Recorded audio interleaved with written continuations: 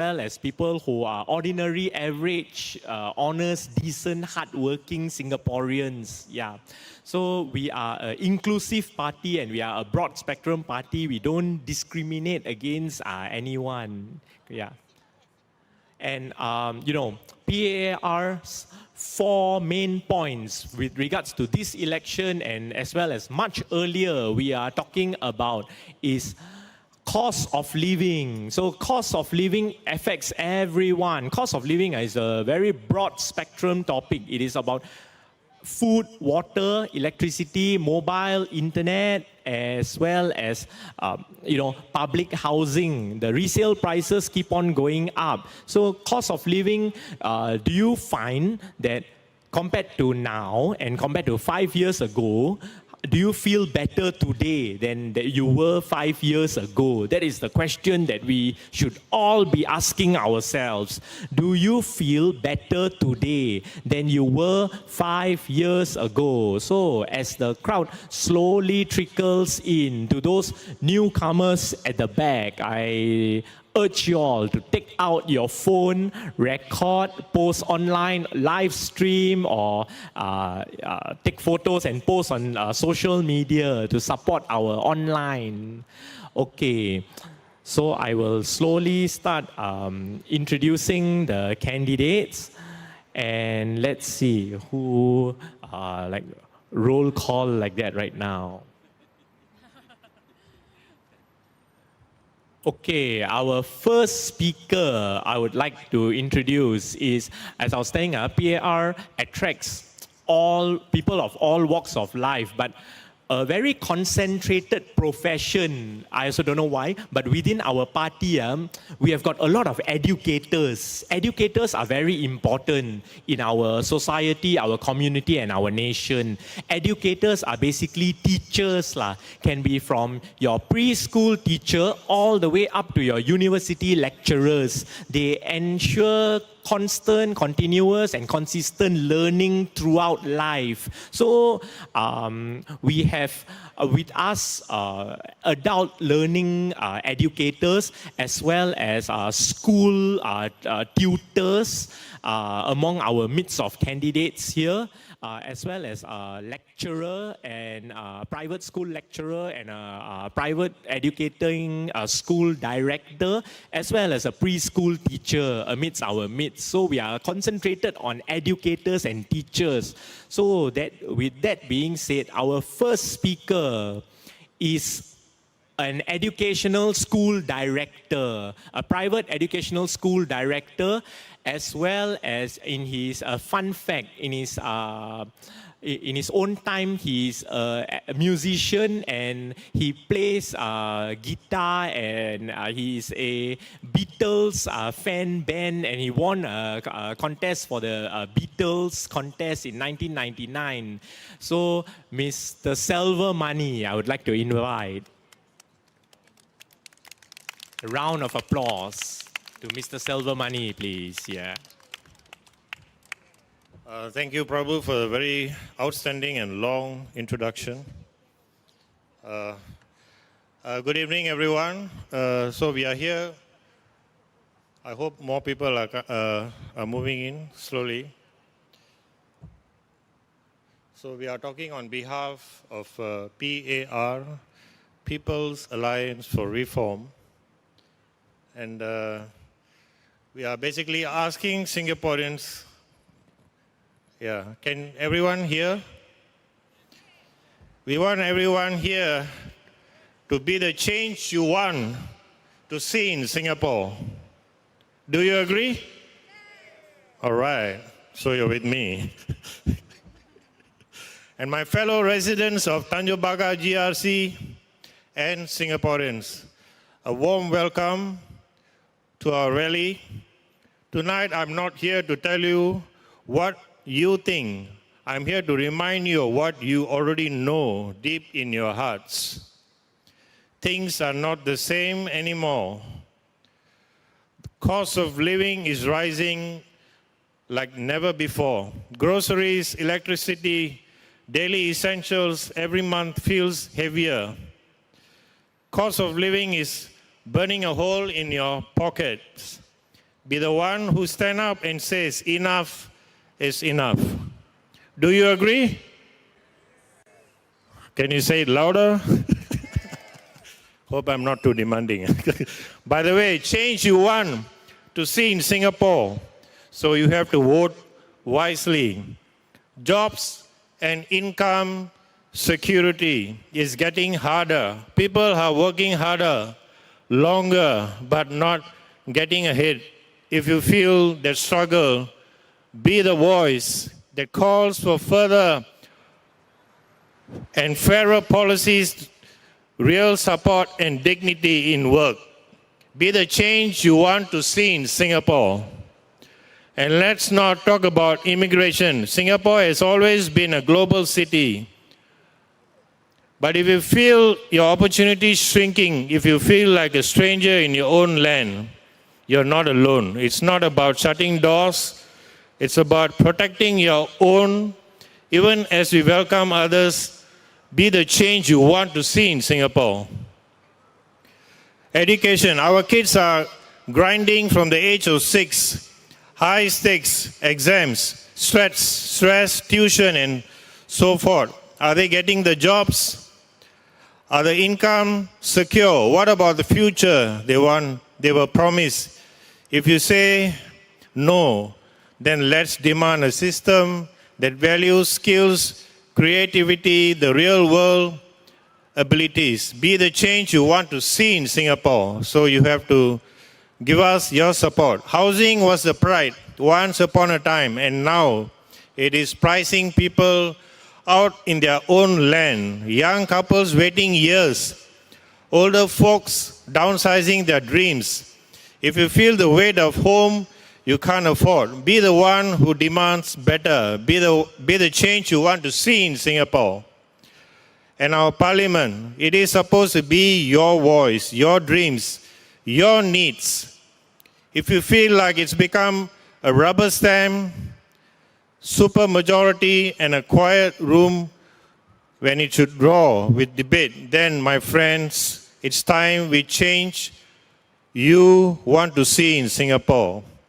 And good governance isn't optional. Accountability, transparency, these are the basics of first world government and democracy. We work hard, we pay our taxes, we trust. If you think trust must be earned and kept, be the change you want to see in Singapore. If you believe your CPF, your vote, your choices should never be taken for granted, then stand up, step forward, and let your vote speak loud and clear. Be the change you want to see in Singapore. Do you agree? All right, that's the way.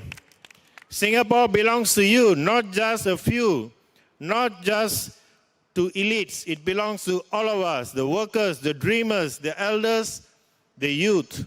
So tonight, I ask you, don't stay silent. Don't just accept your lot in despair. Don't just hope. Hope is not a plan. You have to take action right now. All right. Thank you. This is your time. This is your chance. Be whole, be brave, be heard. Be the change Singapore needs. Vote for PAR. Vote for the opposition for a better, brighter, and equal society for all Singaporeans. I thank you. Vote for PAR, People Alliance for Reform. Thank you, thank you. The next speaker. So you heard it from Mr. Silvermani. He's also known as Mr. George Money or George Harrison of Singapore. Yeah. So another round of applause for his astounding speech. Yeah. Okay, our next speaker comes from the logistics industry. He is a senior He's a senior logistics assistant. So this is a very ground-up, hands-on job. A senior logistic assistant, making sure of warehouse and how goods are stored, how goods are like the first in, first out type of thing. But it's a very ground-up, hands-on job, and he's quite an experienced person. He will be speaking to you in 2 languages: a brief introduction and speech in English, followed by Hokkien.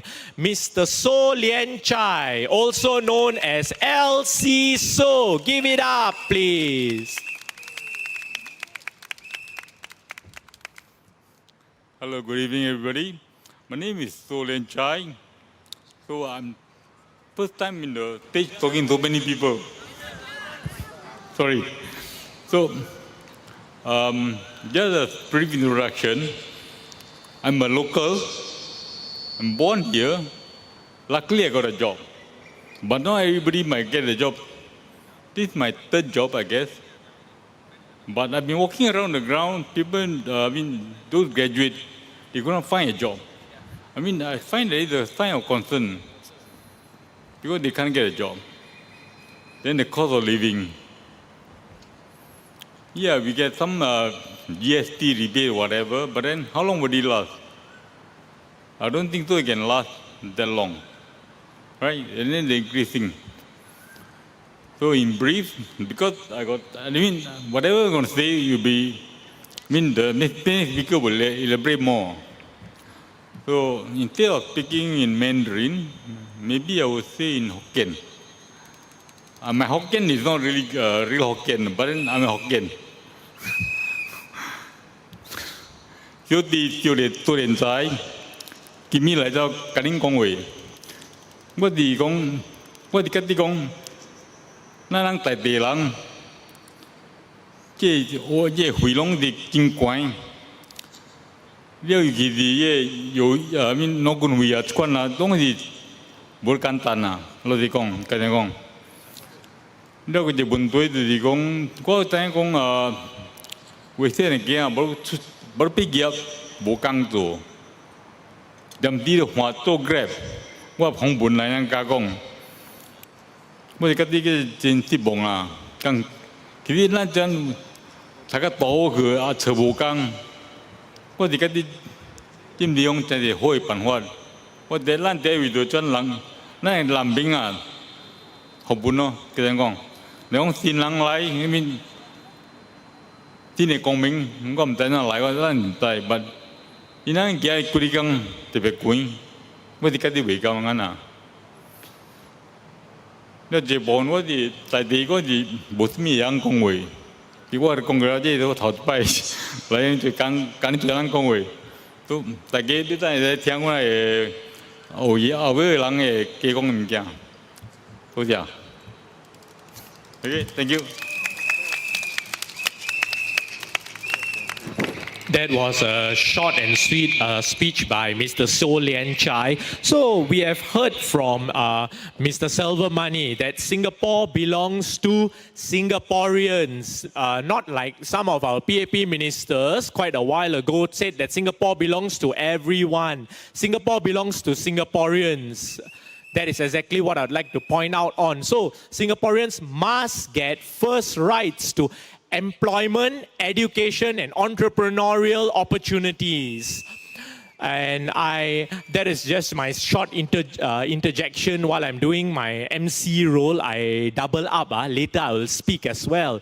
And let's see. So today, you have heard from 2 Tanjong Pagar GRC candidates. You heard from Mr. Silvermani and you have heard from Mr. So Lien Chai. And this today, we are holding in Jalan Besar GRC. Jalan Besar is all the way from Chinatown, places like Whampoa, places like Bendemeer and Boon Keng residents. So, I will introduce the first Jalan Besar member here today, all right? He is He's a mechanical engineering graduate, local graduate. However, right now, as I mentioned, our party attracts a lot of educators. He is currently an educator and a Chinese tutor. He's none other than Mr. Chiu Shin Kong, our Jalan Besar GRC candidate. He is fondly known as SK Chiu, very down-to-earth guy. So he'll be speaking in English and Chinese as well. I give the floor. Thank you, Prabhu. Good evening, everybody. This is my first speech. I would actually like to talk about our cost of living. So bear with me for a while, okay? Recently on a walkabout, I met an elderly lady. Let's call her Madam Tan at a hawker center. Now, she's retired with a few $100s a month from her CPF. Okay? What she told me was, last time, with $3, she can eat until very full. Now, $4, $5, the bak chor mee is hardly enough for her. Maybe only a few mouthfuls, then the bowl is empty. She also told me shyly that some days she has to drink plain water only. Okay? Why is this so? Because she doesn't have enough money. She needs to save the money for her medicine. Now, this is the real Singapore, okay? Hidden from all of us. Not the glossy brochures that PAP is painting to all of us. Not the minister's ivory towers, okay? This Madam Tan, she's one of those whom the PAP has left behind, and she is not alone. Now, the cost of living is actually rising madly. I believe you all can remember around 2 years ago, the one bowl of bak chor mee is around $3.50. Now, how much is it? $5. Yes, you're right. And $5, how much do you have in the $5 bowl? Lesser or more? Yes, much lesser. So what has happened? Inflation has gone skyrocketing through the roof. What is the government's answer? They tell you, oh, global inflation. Yes, they know it's global inflation, right? But why do they still keep on increasing our water bills? On the 1st of April, a few days ago only, right, at the beginning of this month, they raised our water bills. Knowing that, we have inflation already, they still continue to raise. Is that what we want our government to be? Yes. How about the electricity? Transport, all the costs have been rising. Ask yourself, has your salary increased that much? So, why are we being left behind? Okay? Pritam Singh already said that, this government, by raising the GST at this wrong timing, has turbocharged the inflation. He is right. And why do we know this? Because we have one daring member of the opposition in parliament who will bring our voices out. Without him, who will say this? Will you all be protected? All of us are in Singapore. Okay? This is Singapore. Anything affects us. The ministers, what about them? How about our mayors earning $660,000 a year? Do you know what is their job scope? We don't even know, right? But how come we are forced to pay them $660,000 a year without any accountability? At PAR, we will lower the cost of living by exempting taxes from essentials like food and groceries, utilities, education for the young until university, as you have heard in the public broadcast yesterday.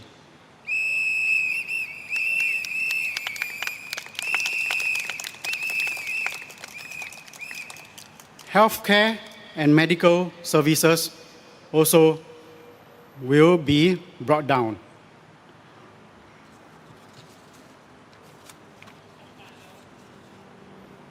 Now, during the COVID period, I'm sure quite many of us have been through this COVID period. Remember the Trace Together saga? What happened? Okay, Lawrence Wong, he initially claimed that, I quote, "It's not meant as a way to detect offenses and breach of rules," unquote. What happened in the end? They took our Trace Together data and tracked us. The police had all the rights to access our data. And what did Vivian Balakrishnan say? He also came up with this quote, I quote, "purely for contact tracing, period."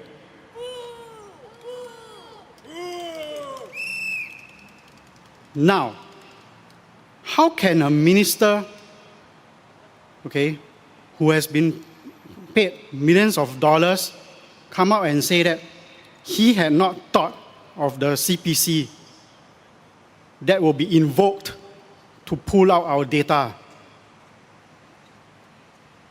Isn't this misleading us? What else are they hiding from us? Can we ever trust them again? No. Yes, you're right.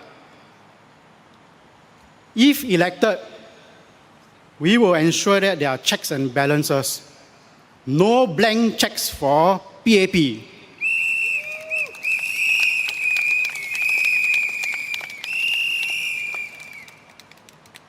Now, this is my personal experience. I was working in a MNC, which has been in Singapore since, I believe, slightly post-independence. Now they are still in Singapore and they are doing products that are not of very high value. In the first place, when we attracted them, Singapore wasn't a developed country like now. So what do we give them? Tax breaks, cheap rent, and other goodies to attract them to Singapore. For the past 40 years, we were expecting them to have technical transfer to our Singaporeans. However, as I know, a few years ago,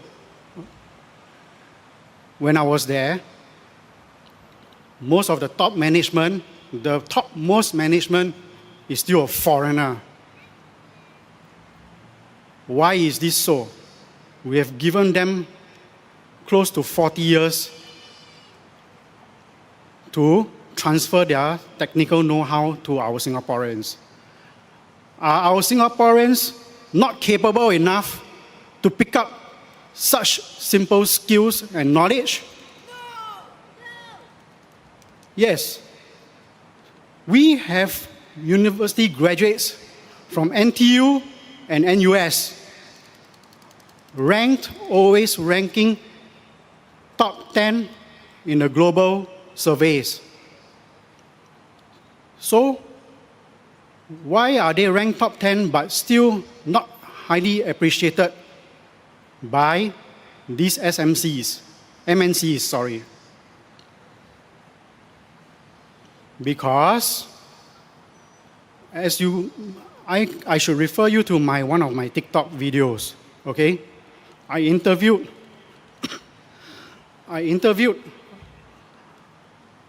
a Singaporean, okay, in his late 40s. He was working with an MNC in the hospitality industry. He has told me that he was retrenched recently. Why? Because most of the upper management are foreigners. And what do these foreigners do? They bring in more foreigners. They pressure the HR to hire foreigners. They will give a list of resumes to the HR. And in this list, the foreigners are placed on top. Is this what we want? So, who has been letting us down? Yes, PAP has been letting us down. As the Minister of Manpower, Tan See Leng should have ensured that MOM is supposed to enforce the rules properly. Make sure that we have fair hiring practices, not just giving the HR a blank check to just listen and be pressured by the foreigners who will just bring in their whole kampong. Another of my own experience, I was working in a big MNC in around year 2000. In the MNC, that was my first job. As a fresh grad, I was very inexperienced. Don't know how to play office politics. So, when the appraisal time came, as a Singaporean, one of the minorities in the company, my section manager, a foreigner, okay, he singled me out to take the rap because I was outspoken. Whatever he asked me to do, I did to my best ability. However, certain decisions, when he asked me to carry out, I felt that it was wrong. I questioned him. So, during appraisal time for revenge. He marked me down on core value. Now, those of you who are in the corporate life, you know, core value is an immeasurable yardstick. I can give you high points on core value, but other measurable points, you can score low, and I can bring your rating up. So anyway, after that, what did I do? I brought this case up all the way to the CEO, together with my friend, who also scored poorly. And the management was very pissed off with me. In the end, they make me take the rap and failed my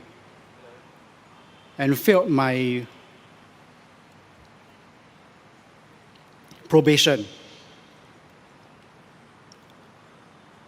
So, what is happening?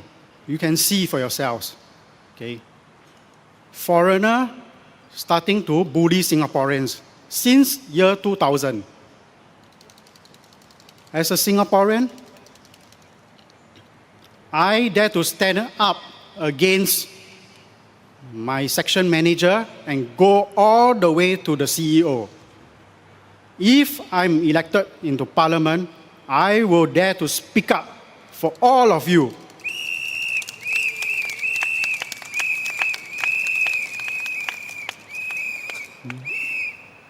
Don't take a look at me and see that I'm so short.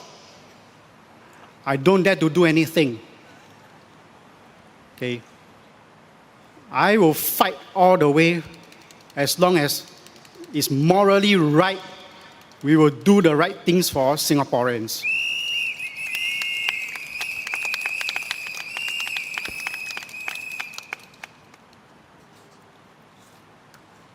So, lastly, now, let's take a look at the Jalan Besar's master plan for year 2026 to 2030. Some of you, I think, might be residents of Jalan Besar. If you look at their brochure, one of them is Block 1, St. George's Road. Is to upgrade a portion of the drop-off porch. Now, this drop-off porch has been built already long ago. If you look at the photo, you'll see that the drop-off porch is not extended to the road. So, what do? Just suka-suka. Oh, we will put this into the master plan and we will tear down the porch and build a new one. All these are reconstruction is environmentally unfriendly.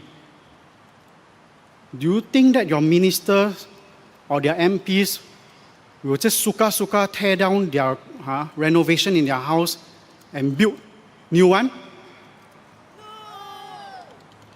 All this is causing inconvenience to you, the residents. Do they even care about you? Is it a waste of your money? Whose money is it? Yes, it's from your SNC, right?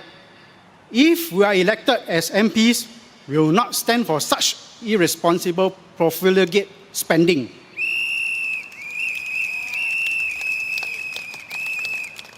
Any money to be spent, we will make sure it's spent wisely, because this money is yours. Your hard-earned money. Okay? Thank you. So, okay, here are the speeches getting a bit more fiery. So, that was Mr. Chew Shin Kong, fondly amongst us known as SK Chew. Please do support and elect him into Jalan Besar GRC. He has actually walked the ground and found out about St. George's, and we have been walking the ground. You know, Jalan Besar is not just Jalan Besar MRT. I'll tell you a funny joke, Even Tanjong Pagar MRT is under Jalan Besar. Across the road, only then is Tanjong Pagar. So, yeah.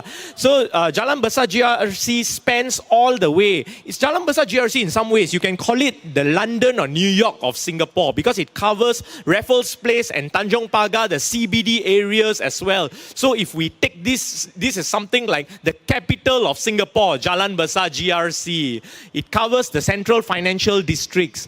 So you heard Mr. Chew, he walked the ground, he went to find out all this information, and Jalan Besar spans all the way to Chinatown, Havelock, Bio Crescent, Jalan Besar spans to Whampoa and Geylang Bahru, Sims Drive. If you are a resident of all these places, please do consider electing Mr. Chew Shin Kong for Jalan Besar, one of the members who spoke. Okay, now the second member of the Jalan Besar GRC team I would like to introduce. She is a nurse by profession, and inside info lah, nurses are very hard to get leave, you know. Even during campaign period, hard to get leave. So you can see, you know why PAP don't know and don't understand this and all. You look at among all the PAP MPs, got no nurse by profession. Yeah, all got all sorts of other profession lah, but don't have nurse. So if elected, she would be the first nurse in a long time elected to parliament. Without much to do, I will introduce to you Sarina for Jalan Besar GRC team. She will be speaking in Malay and English. Here you go, Sarina. Thank you. Thank you, Prabhu. Well, I got leave lah. My employer released me. I believe there are many home watchers, and I'm sending my big thank you to you. And apparently, I would like to say a big thank you to all the residents and supporters here who's here with us. Our spirits are high and motivated. Thank you. Greetings and best wishes from me, Sarina Abu Hassan, to all of you here and those watching at home. We are from the People's Alliance Reform Party, led by a service from the heart person Lim Tien, who obtained 34.64%, and it was an increase in the last GE2020. And no matter what, we are a credible team, and everyone deserves a chance. Opportunity for all, that is democracy, and give us a chance to serve.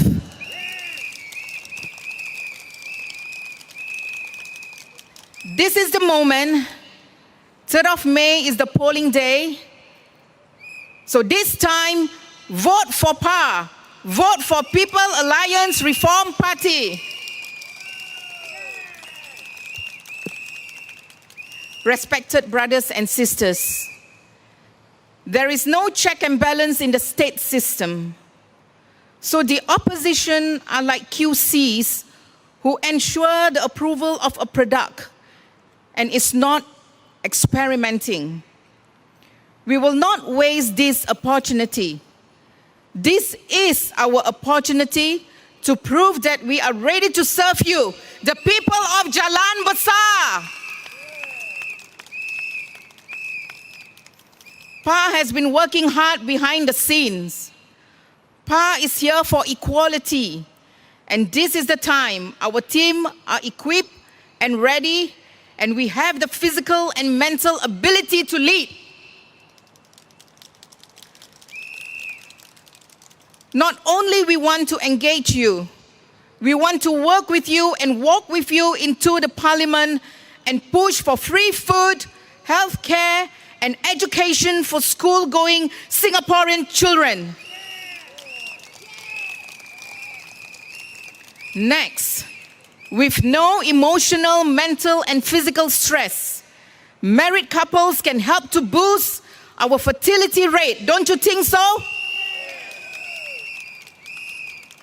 Okay, a little about myself now. I grew up with 8 other siblings, and we went through a life full of challenges and struggles. But we are lucky to have hardworking parents who taught us on how to be independent, and we learned to survive hardship and empowered. I used to be selling goreng pisang right after school in school uniform and walk to school every day.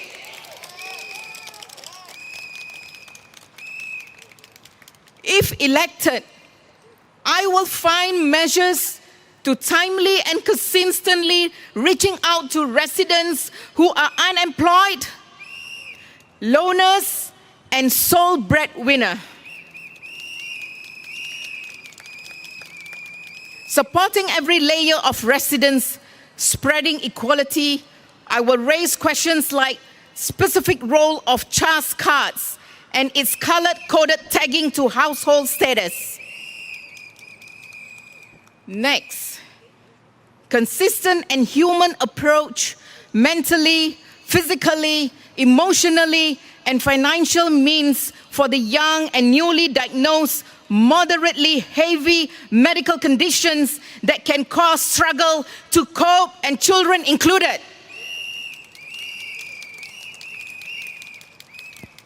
Again, for our beloved future children, my childhood experience has motivated me and standing here right now. Well, good nutrition are crucial at growing age, and by reaching out to school-going children, whom are the future of Singapore, this is a form of an investment.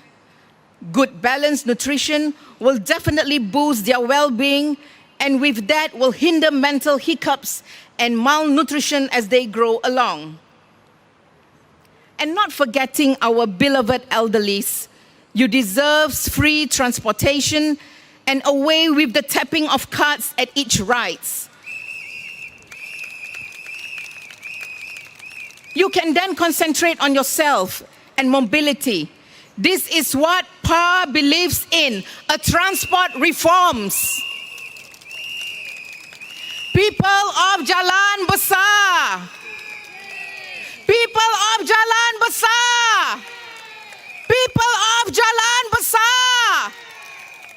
We will stay connected to understand the daily struggle of people like us in Jalan Besar and all Singaporeans. We want long-term plans versus short-term payouts. We want jobs that suit our capability, not jobs to fit with no flexibility. A job that can bring in enough for the family. This is bread and butter issues that we are talking about. We don't want unnecessary struggles both at work and at home. Job insecurity is at the peak now, especially for the young or those who are starting to embark in their career, having to compete with non-Singaporeans. I quote, despite Singapore's strong economy and low unemployment rate, job insecurity is a growing concern among Singaporeans, fueled by factors like automation, AI, and increasing competition. A 2023 Institute of Policy Studies report found that 35% of Singaporeans workers feared their jobs might not exist in the future. PA will bring all this concern up, and we want long-term plans, not just payouts. Please note that whatever PA strives for, it doesn't cause any unnecessary disturbance to our reserves.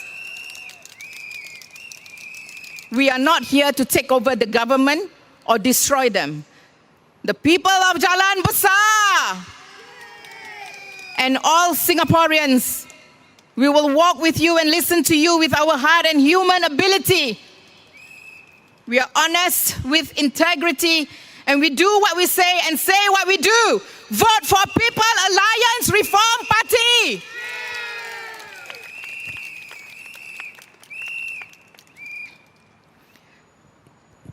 Saudara-saudari yang saya hormati, terima kasih kepada penyokong kami yang telah datang di sini. Semangat kami amat tinggi dan kami berasa bermotivasi. Terima kasih. Salam dan ucapan selamat dari saya, Sarina Abu Hassan, kepada anda semua di sini dan yang menonton di rumah. Kami dari Parti Perikatan Pembaharuan PA dipimpin oleh seorang yang berkhidmat dari hati Lim Tien yang telah memperolehi 34.64% undian pada tahun 2020. Tidak kira apa pun, kami adalah pasukan yang boleh dipercayai dan setiap orang berhak mendapat peluang. Peluang untuk semua. Itulah demokrasi. Berikan kami peluang untuk berkhidmat. Inilah masanya kerana pada 3 Mei adalah hari mengundi. Saudara dan saudari yang dihormati, tiada semak dan tiada imbangan dalam sistem negeri. Jadi pembangkang seperti QC yang memastikan kelulusan sesuatu produk, bukan melakukan eksperimen. Kami tidak akan mensia-siakan peluang ini. Ini adalah peluang kami untuk membuktikan bahawa kami bersedia untuk berkhidmat. Anda semua orang-orang Jalan Besar. PA telah bekerja keras di sebalik tabir. PAR, PA akan ada di sini untuk kesaksamaan. Ini adalah masanya. Pasukan kami telah dilengkapi dan bersedia. Kami mempunyai kemampuan fizikal dan mental untuk memimpin dan mencapai matlamat. Bukan sahaja kami mahu melibatkan anda, kami mahu bekerja dengan anda dan berjalan bersama ke Parlimen serta mendorong untuk makanan percuma, penjagaan kesihatan dan pendidikan untuk kanak-kanak Singapura yang bersekolah. Tanpa tekanan emosi, mental dan fizikal, pasangan berkahwin boleh membantu meningkatkan kadar kesuburan kita. Tidakkah anda fikir begitu? Sedikit tentang diri saya sekarang. Saya dibesarkan dengan 8 orang adik-beradik dan kami melalui kehidupan yang penuh dengan cabaran dan perjuangan, tetapi kami bernasib baik kerana mempunyai ibu bapa yang telah bekerja keras. Jika dipilih, saya akan mencari langkah-langkah untuk menghubungi penduduk yang menganggur, kesepian dan penyara tunggal secara tepat pada masanya dan konsisten. Pemakanan yang baik adalah penting pada usia pertumbuhan anak-anak. Nutrisi seimbang yang baik pasti akan meningkatkan kesejahteraan mereka dan dengan itu akan menghalang masalah mental dan fizikal akibat kekurangan zat makanan. Dan kepada warga emas yang disayangi, anda berhak mendapat pengangkutan percuma dan cukuplah sudah dengan kegunaan kad untuk pembayaran. Ingat, rizab negara tidak mungkin bergoyang walaupun usul-usul ini diterima nanti. Orang-orang Jalan Besar, orang-orang Jalan Besar, orang-orang Jalan Besar, undilah parti Perikatan Pembaharuan, undilah parti Perikatan Pembaharuan, undilah parti Perikatan Pembaharuan. Terima kasih. Assalamualaikum. That was a rousing speech in both English as well as Malay from Miss Sarina, our second candidate from Jalan Besar GRC. You know, it's made out of 4 candidates. So, Mr. Chew Shin Kong, SK Chew, spoken to you. Miss Sarina has spoken to you. So, I would now like to introduce not the current, but the former 2020 candidate for Jalan Besar GRC, who currently is contesting the single seat of Yio Chu Kang SMC. He's here all the way. And so I was telling you the story about, PAR attracts a lot of educators. He's currently an educator, but you just heard Sarina's speech. By occupation, she's a nurse. But by training, he is a doctor, a medical doctor. However, currently he's a educator and a lecturer in a private school, private college. Without much to do, I introduce you Dr. Michael Fang. He'll be speaking to you in English and Chinese. Hello， 亲爱的选区们，你们好。假爸不 ？OK， 假爸就好。OK。Yes, countrymen, lend me your ears. Today I speak to you from the bottom of my heart how important this election is. This is the election that will decide your fate for the next 5 years, 10 years, and even 20 years. Why do I say this? This is because the PAP has been bringing foreigners and immigrants at an ever-increasing rate. You feel them around you. You feel them in every transportation you take. The cost that you have to pay. In every hospital bill that you face. The stresses that is placed on our system by an overly high immigration rate. Why? Why do the PAP bring in all these foreigners? Well, they say that, okay, we need the labor, our people are not skilled enough to train. But is that true? How many of you have been displaced from your jobs? How many of you feel the pain? Yes, sir, I hear you. You feel the pain. You feel the displacement by foreigners. You feel the pinch each time you eat a bowl of porridge or a plate of char kway teow. Do you know how much a plate of char kway teow costs nowadays? $5, $6, $7, $8, right? Even some places. Why is it going so high? Now the PAP tells you that inflation is global. Right. It's global, but why are we then still the highest rate of inflation country in the world, or the highest cost of living country in the world?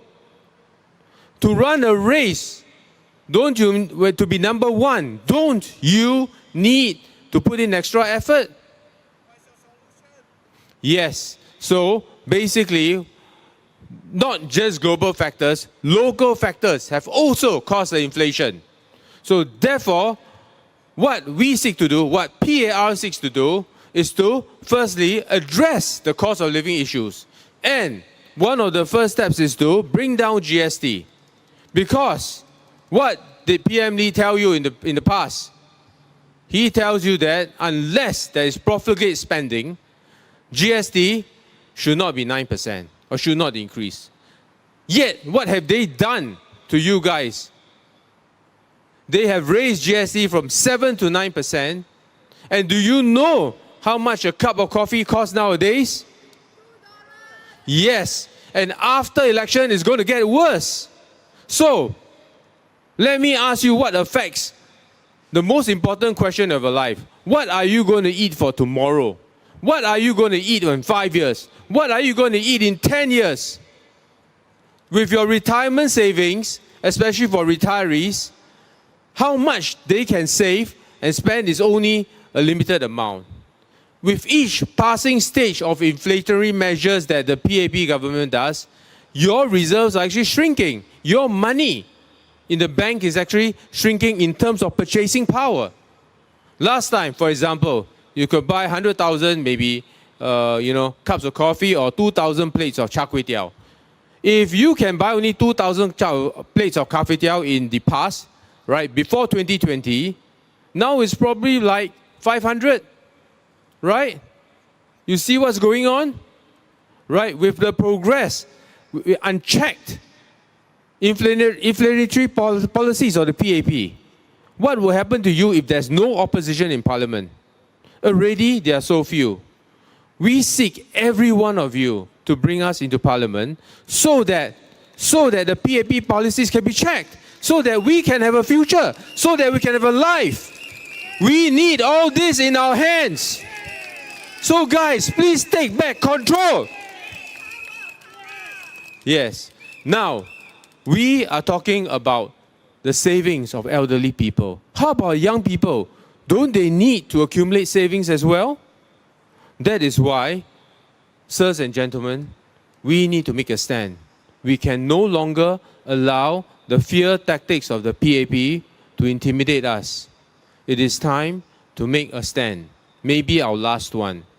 We can no longer afford to let them go unchecked. If we let them go unchecked, what happens in the next 5, 10, and 15 years, you guys can only imagine. I speak to you from the bottom of my heart, not just because I see the pain around me, I feel the pain as well. All right? I stand before you as a candidate for Yio Chu Kang SMC because I feel for them. I want to bring down the cost of living, make it more affordable for every one of you. I want to protect elderly savings so that it can last longer. Maybe up to the end of your retirements, okay? Let's make it happen. We will shout with one voice that we have it. The people will not be intimidated anymore.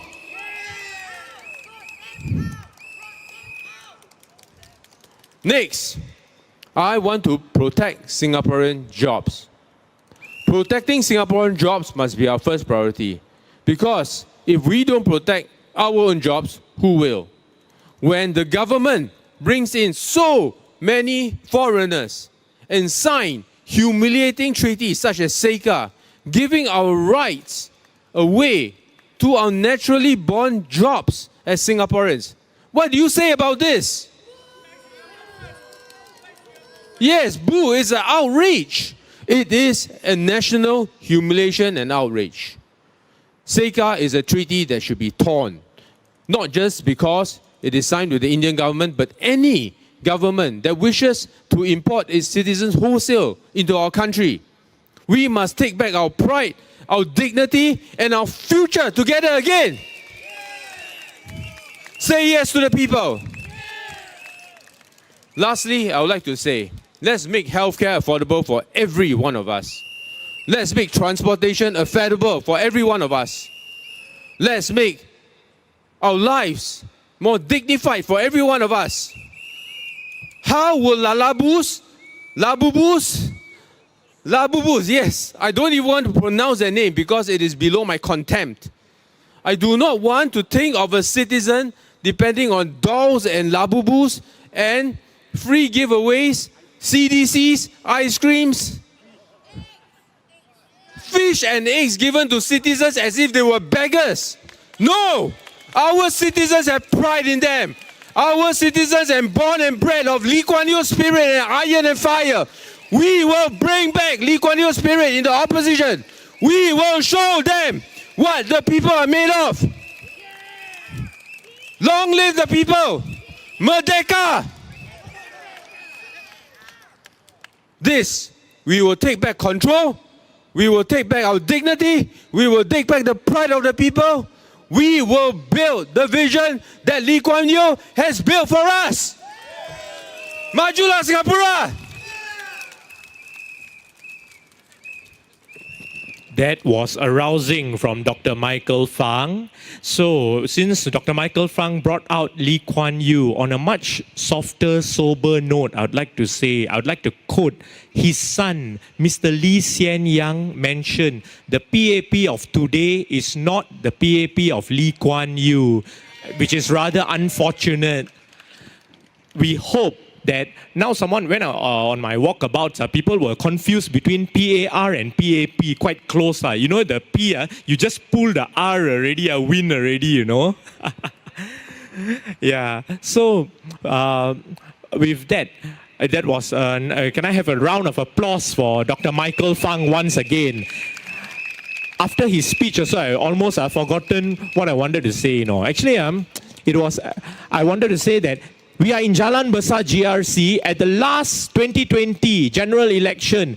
Dr. Michael Fang was in that very team that got 34%. This time round, I hope you give our refreshed Jalan Besar team 50%. Better still, 60% into parliament. And if you are in Yio Chu Kang, elect Dr. Michael Fang in to Yio Chu Kang SMC. Yeah. Merdeka and Majulah Singapura. All right, let's see. I run a round of a roll and see who is our next speaker. All right. Our next speaker is a next member of Jalan Besar GRC. He is a veteran politician and a veteran political campaigner. And I even was surprised to hear he was the founder of SPP. He was a founding member together with Mr. Cham Si Tong and the late Mr. Sin Kek Tong of SPP. Then he went on and currently he is the Secretary General of the Democratic Progressive Party, who is in alliance with us in the PAR. without much to do. He is a businessman as well as an experienced person in political circles and campaigns and contacts and connections. Mr. Hameim Elias. A round of applause, please.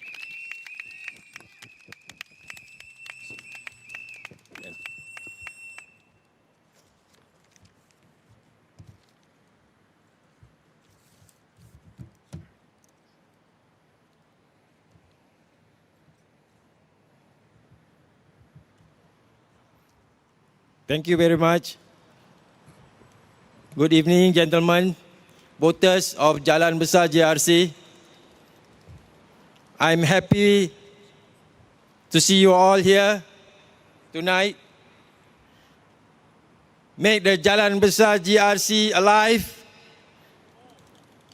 Make us happy and alive regarding about this general election 2025.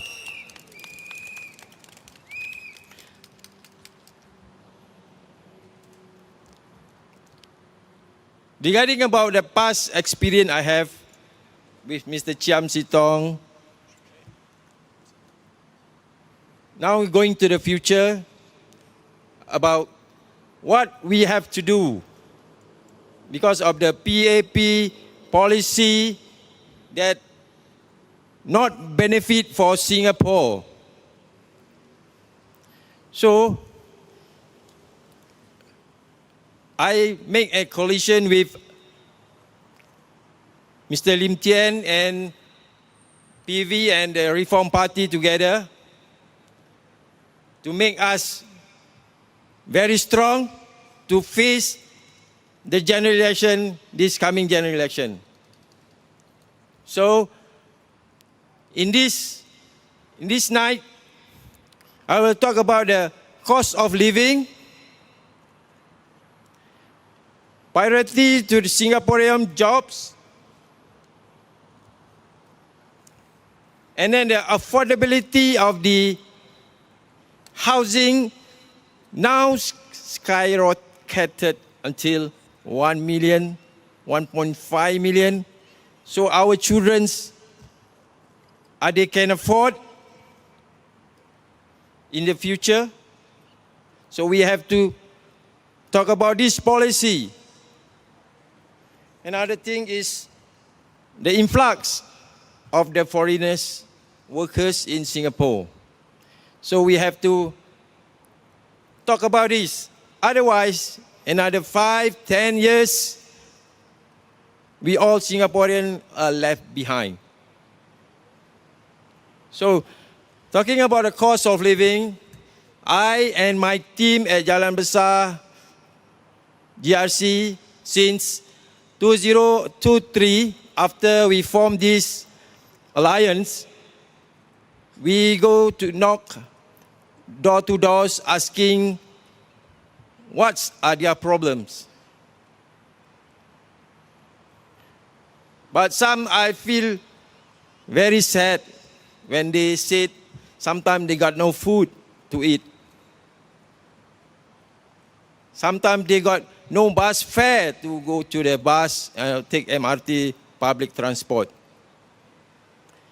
So we have a project called Project Rise to give the poor people who really need it. We take down their address and note down in the paper. So we bring about 10 or 20 rice on that day. We distribute them to the people of Jalan Besar GRC to make their life easier. Because of the cost of living is skyrocketed. Then some of them, they really need a wheelchair to move around. They need the mobility of that space in the HDB. Maybe HDB can look into it because, as I know, Jalan Besar is a demographic of about 50 to 60% older people. So they are very slow in mobility, in terms of walking, in terms of crossing the road. So we need, or the government can look into it in Jalan Besar GRC. Once in the pedestrian crossing, I see a lot of, they are really have to be, somebody have to pimpin, to be with them together. Otherwise, it's got a lot of problem. So please help this elderly. Is our senior who built Singapore from independent 1965. So we have to praise them. We have to be good to them. We have to be nice to them. Is it right?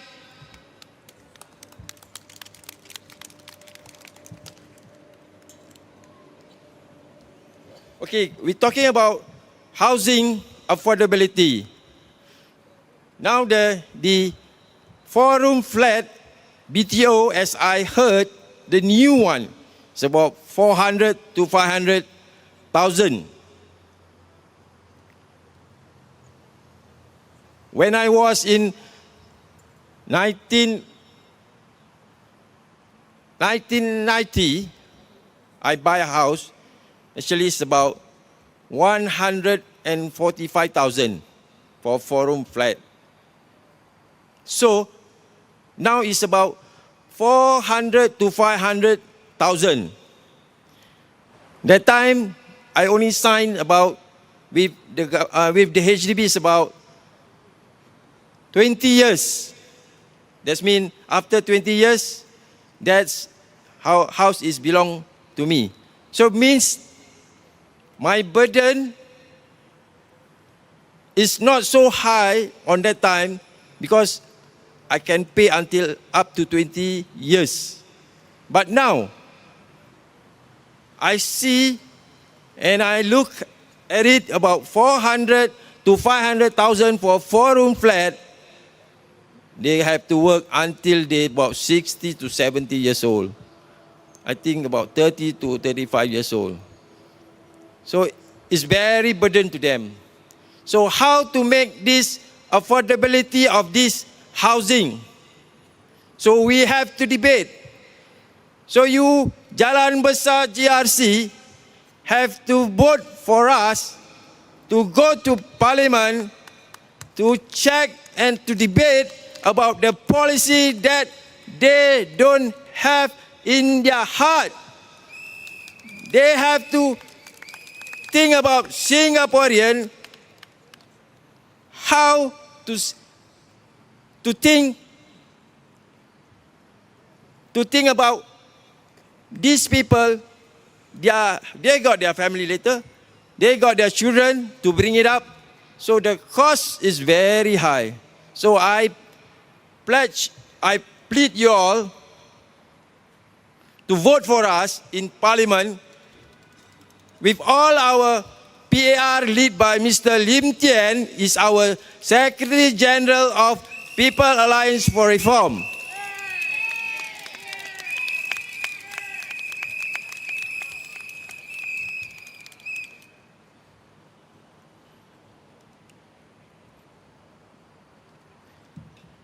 Okay, regarding about the works, jobs in Singapore. A lot of, I heard, we Singaporeans be placed by foreigners. Last time, I think about 20 years ago, when the PAP brings foreigners, oh no, we bring professional foreigners to come to Singapore. We bring doctors professional. We bring lawyers professional. We bring a nurse professional. But now, where is the professional? all low jobs like normal people, normal Singaporean works. After that, they place these Singaporean jobs. So Singaporean, after that, they have to displaced by the foreigners. They got no jobs. They have to find a jobs. That's my colleagues been interviewed. Mr. S.K. Chew interviewed one of the graduate that he's interviewed. He got 2 times or 3 times be laid off and then replaced by the foreigners. So I hope you have to think hard in next 5 to 10 years. Think hard about our future. Think hard. We have to make changes. People Alliance for Reform will make the changes with our leader, Mr. Lim Tian. Where is Mr. Lim Tian? He is our good lawyers.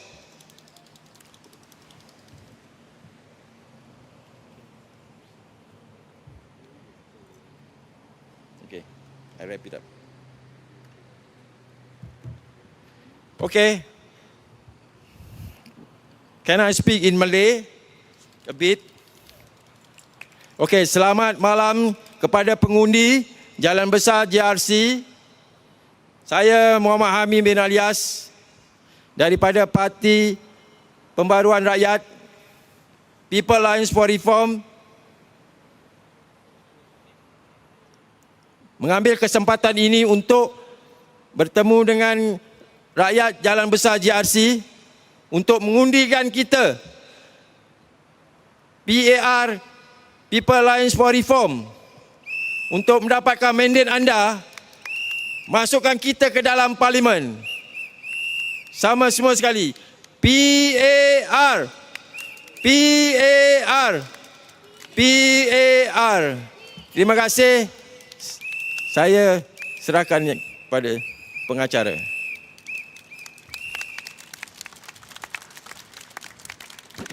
Okay, so you heard Mr. Hameim speak from the heart, touch on about elderly residents within Jalan Besar and the struggles that they go through, and basically these people are falling through the cracks of our society. Singapore is a rich country, but however, a lot of people are being left behind. I don't think that is right. We have to support them. I mean, whether or not the government helps them, each and every of us as individuals, if we see something wrong, we should step in. We should help the elderly. We should help those who are in rental flats. And as a society, we need a bit of compassion and cohesiveness. Okay, before that, let me introduce you the next speaker. The next speaker, this will be her 3rd general election. In 2010, she contested under the Reform Party in Ang Mo Kio GRC. In 2020 with People's Voice, and currently in 2025 with People's Alliance for Reform under the Alliance. She is a preschool educator, also another industry, childcare teacher, very hard to get leave, always not enough manpower, yeah. And she's currently pursuing a master's degree in special education and inclusivity. Quite a bit of a veteran political campaigner, given this is her 3rd general election. And also, the credentials sounds like elite lah, because because have got now pursuing master's degree, previously has a BSc honors from the banking, the BSc honors from the London School of Economics, yeah, business management. But however, currently as a preschool teacher, Miss Vigneshwari Ramachandran, everybody. Good evening, everyone. I'm standing for Jalan Besar GRC. So let me just clear 2 things from the introduction. How I got my degree is I spent all my father's CPF savings when he could draw it out at the age of 60. He passed away at the age of 70. So all his life savings actually went for my education, and that's how I managed to complete my degree. Yes, so let's move on. Okay. Do you still feel at home in Singapore? Have you ever felt like a stranger in your own homeland? So, that's what many Singaporeans are feeling today. Ostracized, sidelined, and underpaid in our own country. In some jobs, it feels like we are being pushed, and silently, no one dares to speak up about the foreign worker issue, but I will. Let me be clear. Some foreigners are exploited in Singapore. Local pet shop. I saw how foreign workers had their salaries cut by a few $100s. No pay slip, no protection. What does that say about our system? It allows companies to hire foreigners on cheap and suppress salaries for everyone, locals included. It's exploitation for profit. I was talking to a worker, a cashier in a local pet shop. So this is actually happening, real life story at a local pet shop. You'll be shocked. How can they cheat a person's salary? In a first world country, this is happening. There's no check and balance. And I asked her to report the case to MOM. MOM is now investigating. MOM actually told her the company is supposed to pay her 2,100, but she's getting 1,300. Every time she asks, where is the balance? And they just give some reason that doesn't even make sense. So this is happening in our country. They are cutting the foreigners' salary, and that's how they are hiring cheap labor. It's just to put it bluntly, at the end of the day, it's about cheap labor. You don't think Singaporeans got enough talent and enough skill set to actually take on these jobs for a decent salary of minimum wage? And so now look at what's happening to us. MOE is downsizing schools. Teacher recruitment has slowed down. Why? Because of our declining birth rate. Yet, we continue to see foreigners occupying high-paying jobs. Jobs they didn't train for here. While our own wages are kept low. How to raise a family like this? Let's talk about the cost of living. A meal of 2 double filet o fish in Singapore costs as much as a full meal in a posh JB restaurant. That's how bad it has become. And the $11,000 baby bonus, spread it out and it's barely $1,000 a month. But you can't even use it for essentials like milk or diapers. And by the time you deduct infant care fees, easily $2,000 a month is gone in less than 6 months. Meanwhile, ordinary Singaporeans are struggling. I know someone who keeps lending money to families for basic things like school fees and childbirth costs. Is this the kind of society we want, where we rely on one another just to survive while the government tells us to do more and ask less? So this is another real life story. The person, the lender that I'm talking about is sitting down on stage. So this he can verify. One case is a mother of 3, young mom. She just gave birth in the hospital and she calls him and says, I don't have money, can I borrow $2,000? So when I asked how about the $11,000 baby bonus, I heard they put it in quite fast. But you cannot draw it out. It's meant for school fees. So in the end, she still hasn't paid back the $2,000. But that is besides the point. The point is she has to borrow in the first place. And then there's another family. He has young children. And he has borrowed quite a few times for his children's tuition fees, tuition education. He will call and it's very sad that he has to ask because he has no choice. It's his child's tuition, you see. So he has to pay the fees, but he doesn't have the money. So one may argue, this is personal problem, nothing to do with the government. It's happening to so many people. How can it be a personal problem? Don't you think that it's supposed to be a government's problem now? The government should look into the well-being of the people. That's why we elect them into parliament.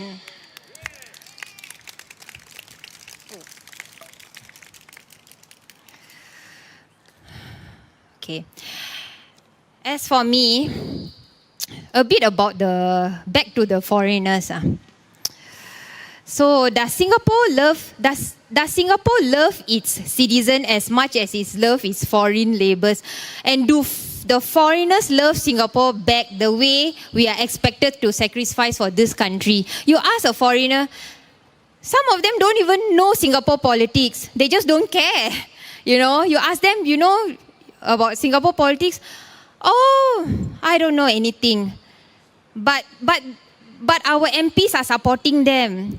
And you know, like, don't get me wrong, actually I get along very well with all my foreign teachers. And then it just reminded me of my leave. Unlike my teammate, my leave still not approved. And the thing is, someone online asked me, why WP, why PSP, NSP, all the other opposition don't have this problem, only your leave is affected? I don't know, you go and ask them. Because there's no preschool teacher and nurse that are running for elections there. There are no MPs who are preschool teachers and who are nurses. So they do not know. It's difficult to get leave. We are essential workers. Even in COVID, we need to work. If you are a parent of a preschool child and then you find out there's not enough manpower in the center, you scared or not? You tell me, will you be scared for the safety of your children? I got no choice. I cannot go because my boss say I cannot go. But I tell you, when I get elected, I will quit my job. And then my principal come and find me. You must be careful of what you say because the HQ saw your interview on TV. And then you said that you want to quit your job. I cannot handle, even in campaigning, I cannot get leave. You think after I get elected, I got time to actually juggle the two? Obviously, I must tell the people I will quit my job and serve you full time, right? Doesn't it make sense? Okay. So, for me, I've experienced harassment, bullying and discrimination at my ex-workplaces. I must clarify, to some former workplaces. But I didn't give up. So amidst changes of job during COVID, I worked in cold room as an ice packer. You wouldn't believe the low pay. I endured it because I believe in earning my keep. I actually, during COVID, also worked in Jalan Besar GRC. You know the NTUC, the small shop that is along the Bendemeer Road, the small NTUC shop along the Bendemeer Road. NTUC shop, they call it. I was working there for a few months during the COVID period as a cashier. I don't know if some of you have seen me or recognized me. And then I've stayed at Whampoa Block 82 for 13 years. So what they're talking about walking the ground, I know the ground. And of course, I want to know more of you better. So, as I mentioned, even now as an early child educator in a childcare, I'm struggling to campaign properly because of the government. They released the election dates last minute, making it impossible for workers like me to apply for leave. So when I asked my principal, this election is once in every 5 years. So it's very impromptu. They just released the dates, just last minute. She said, oh, but this is different. This is work. It's not related. So priority is not to your country. You get what I mean? Okay, so I stayed because I care for the safety of the children under my watch. If elected, I will resign and serve you full time. Shall we now go on to talk about housing? Let's not forget housing. 8 years ago, when I applied for my flat, a HDB officer sarcastically said, flooring is not free. Of course I know, nothing is free in Singapore. Now, residents are telling me how bad the soundproofing is on the HDB walls. With regards to the walls, the flooring, they can hear dogs, nails scraping, and, you know, like anything at the corridor, people running or walking or talking, they can hear because the walls are not like of the quality. So we pay so high for HDB, and we have to return it at the back of at the end of 99 years. Without is definitely not an investment plan. So HDB's walls are so thin. Okay, that one covered. Okay, so for the pricing that we are paying is definitely not acceptable. This is not just about policies, it's about dignity. That is about making sure Singapore belongs to all of us and not just the privileged few. But, you know, Lawrence Wong said, don't give oppositions a free pass. But people have been giving them a free pass for so many years. What about that?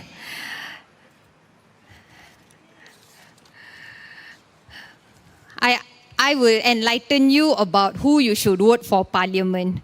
We are voting for members of Parliament that have roles and responsibilities, including making laws, involving policies, holding government accountable, and scrutinizing how our money and resources are used and distributed. Our MPs need to be aware of our healthcare, housing, cost of living, education, retirement plans, mental health issues, to name a few.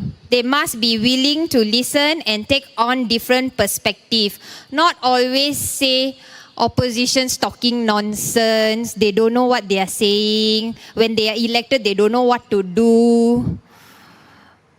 They should be open to take on different perspectives, looking through different lenses.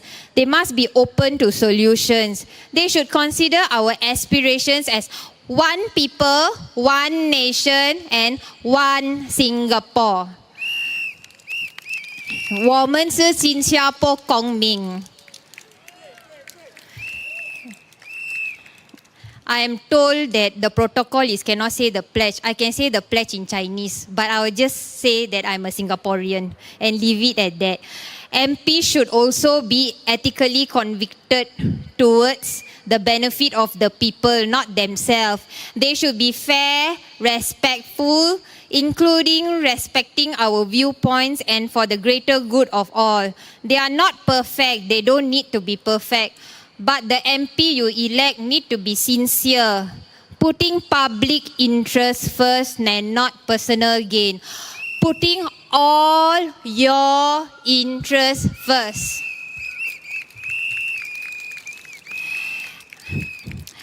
Now I will say a few words in Tamil, but I will translate each line. Not to worry, man lai. Desia.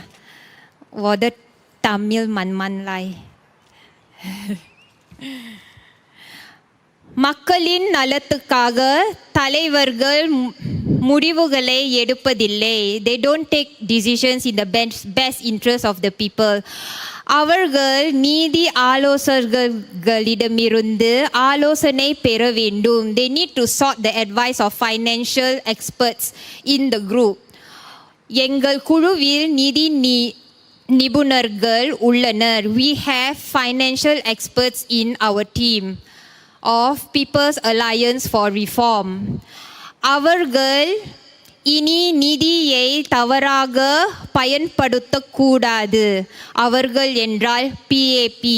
PAP shouldn't use our funds in that is not to the best interest of our people. சீர்திருத்தத்திற்கான மக்கள் கூட்டணி வாழ்க்கை செலவு, வேலை முன்னுரிமை மற்றும் சிங்கப்பூரர்களுக்கான ஸ்திரத்தன்மை, அதிகம் குடியேற்றம் பிரச்சனைகளை மற்றும் with regards to immigration problems, immigration issues, People's Alliance for Reform will look into these matters when elected in Parliament, as well as job security for Singaporeans. GSTA வரம்பு உட்பட சிங்கப்பூரர்களுக்கான வீட்டின் உண்மையான உரிமை குறித்து பேசுவோம். True ownership of HDB will be brought up in detail, as well as GST on basic essentials to be eradicated. தேர்தல் தேதிகளை வெளியிடுவதில் PAP தங்கள் வழிகளை கடைசி நேரத்தில் மாற்ற வேண்டும். In order to have a fair play, PAP should stop releasing campaign dates and polling dates as well as nomination dates last minute. To have a fair play, if they are fair, they will stop doing that and give a fair opportunity for the opponents. என்பதையும் நான் சேர்க்க விரும்புகிறேன். அன்புள்ள Singapore குடிமக்களே, dear Singaporeans, இந்த வரவிருக்கும் தேர்தல் சீர்திருத்தத்திற்கான மக்கள் கூட்டணிக்கு வாக்களியுங்கள். We wish for your vote. If you don't know who to vote for, just vote for us. At least we don't lose our deposit. All this that you see is all the candidates' money. Every single hard-earned time, money and effort put in by all of us. We hope to get your support. நாங்கள் தனித்து நிற்கும் வித்தியாசமாக இருக்க துணிகிறோம். We are different and we dare to stand up for issues that no other party wants to talk about. We will talk for you in parliament. PAPA அவர்களின் இடத்தில் வைக்க வேண்டும். நன்றி. We will put PAP back in their place. Thank you.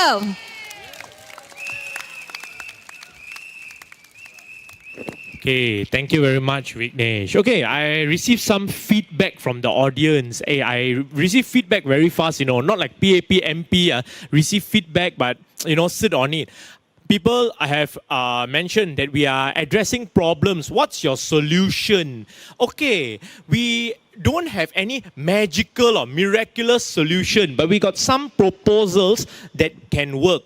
For example, any and every product or service is subjected to rental prices of real estate or transportation prices. Even human beings such as us, either our housing, which is a part of real estate, or when we move is transport, any goods or service. So if you manage to have rent controls where rich landlords do not charge the working business owners, the hawkers, the shop owners, the stall owners high rent or keep on increasing rent year on year at a very ridiculous rate, or of course there's inflation so I'm not telling totally cannot increase. Let's say if it was 2.5% per year, 3% per year, there must be some sort of cap. I have seen people raise rent 30%, and that is normal. I've seen people raise rent 50%, half, of the current rent. So you see a lot of businesses close down, or even if those who operate, right, they've got to increase the price because whether they earn enough net income or not, they got to pay rent. So a very bold proposal that I'd like to propose is rent controls. Yeah, that's one of the solutions, rent controls. This one is because among some of the candidates' speech, I keep hearing feedback, so I respond to that. Yeah, I'd like to have rent controls. The PAP does not have any rent control policies, but that is maybe for the corporate or private owners of investors of property. But the biggest renter the biggest landlord seems to be in Singapore is the government themselves. So definitely can control rent prices. Imagine those HDB shops. If the HDB does not charge that high of a market price, but they bring down the rent. And when it comes to HDB, it's not one problem. My friend from the SDP, Dr. James Gomez, has pointed out it's a myriad of problems. So, like one of them is HDB, which is the government, right? if you all tell me HDB is not government, I don't know what to say. But HDB is the government. The Singapore Land Authority, SLA, is also the government. Is the government paying the government for land costs? This itself causes the price in the bigger mechanics of things to go up. The buying and selling price of HDBs to go up in the long run. As you have seen, the BTO prices, the resale prices, it is a big mechanics because the BTO price is pegged to the resale price. So before that, anyway, because before we get on, I'm just emceeing still, not my turn to speak yet. I'll introduce you our next candidate. Also has stood for election a few times under the Reform Party.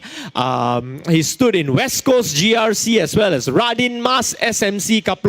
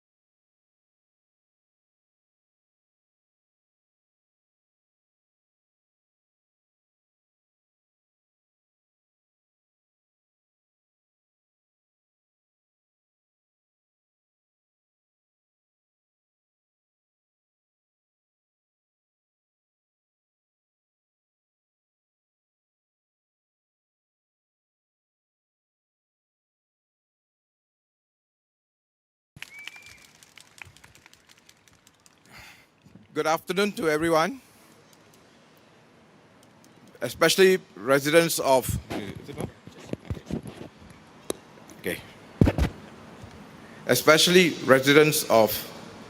Jalan Besar GRC. I like to take this opportunity. My colleague from Jalan Besar, Vignesh, she was saying something about gerrymandering.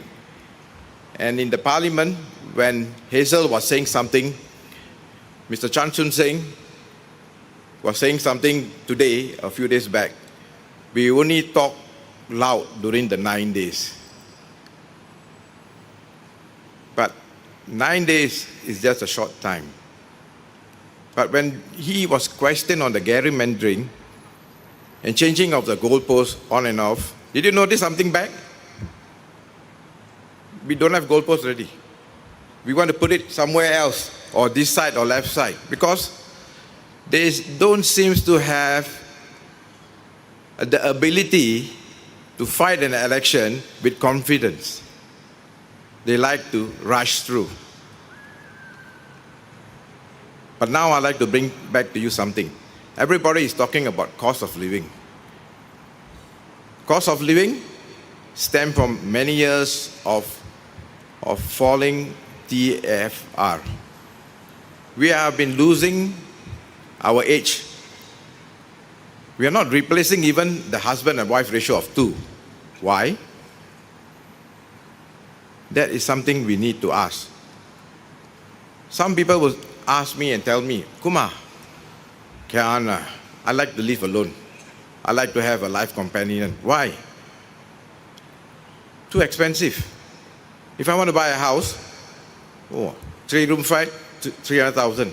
How to earn when I'm only paying? I'm earning about $3,000. So life patterns and lifestyle has changed for Singaporeans. But to increase the TFR, we have to do something. What we have to do? To increase our fertility rate. To increase our fertility rate, the next step is important. Our generation should be able to have a comfortable living, with a comfortable job, with a comfortable wage, that they could sustain their family. One of the biggest and optimal issue now they are facing is cost of living. Even the basic necessity, bread and butter, even cost about 5 or 10 years ago in the range of $3 to $4. But I think nowadays you have a breakfast in the range of $5 to $6. On the daily, you have to spend more. But what happened? The wages are not going in tandem with the cost of living. Why? We have been displaced in many industries. Even lately, our foreigners are taking over jobs in the security, and many more years to come. Other jobs has been, other agency has been privatized. So in order for you all to do something, we need a balanced slate of opposition. With the increased slate of opposition, the parliament will be more vibrant, more vigorously debated, and you can see no more absentees from the incumbents.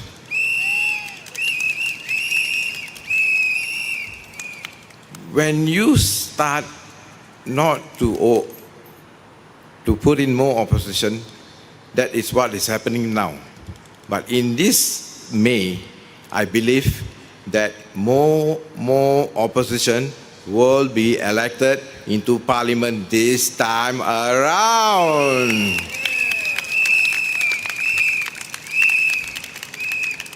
For that to happen, remember something. Opposition candidates who are elected into parliament, they only can do one thing. They can influence the policies. Remember, we have restriction. The only thing that you can do now is to increase the 1/3, deny them we need to increase our 1/3 representation of opposition candidate in parliament. When you are not going to do that, don't every day complain, today, tomorrow, years to come, because it is your duty on 3rd of May to cross wherever possible, across in the opposition ward. The only thing the opposition can showcase is only the town council issues. We can run the town council. Who said no? But we have been put into so many difficulties. But remember, keep an open mindset. The town council is just an extended arm of what has happened when they privatized HDB. But today, what happened? When Mr. Chamsitong won his ward and he was running the town council, wasn't he run it well? And equally, after then on, the Workers' Party, with the help of Chamsitong, they even did it better to win another GRC. So now I'm putting this question to you. Don't fear that your town council will be downgraded. You must understand the structure of a town council has to be in the mindset that it should be run by the people who elected you, not by consultants. When you don't have a stake of yourself in the town council, all the jobs will not be to you. So what happens? So what I'm trying to tell you is, when we are MPs, we want numbers. When we have numbers, we can influence. But only thing that the town council can do better is, when we are in control, some of the decision is within our range. When I give you one example, when I was touring around my ward, I saw a few food court and toilets. Okay? Each time, if you ever remember, each time you have to go to the toilet, you have to pay 10 cents. You know how much of amount of money would you be paying in a month? Remember that. That money could be accumulated into a sum per month to serve people who have financial difficulties. Remember, what goes around comes around. So, anything that we do in anything in the town council should benefit the people in their respective constituency because every constituency is different in size and people. Aging population is one factor to consider and many other factors. So now I put to you, when you come on 3rd of May, make a choice. When the choice comes, do cross more opposition into parliament. Thank you very much.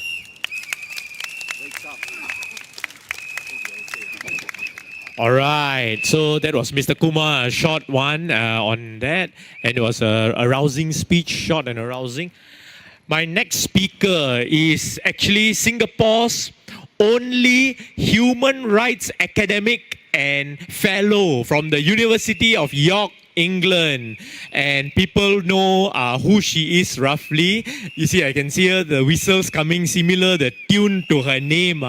So my teammate at Tanjong Pagar GRC standing with me this time round and hope we get elected. Without much, I would like to introduce Hui Hui.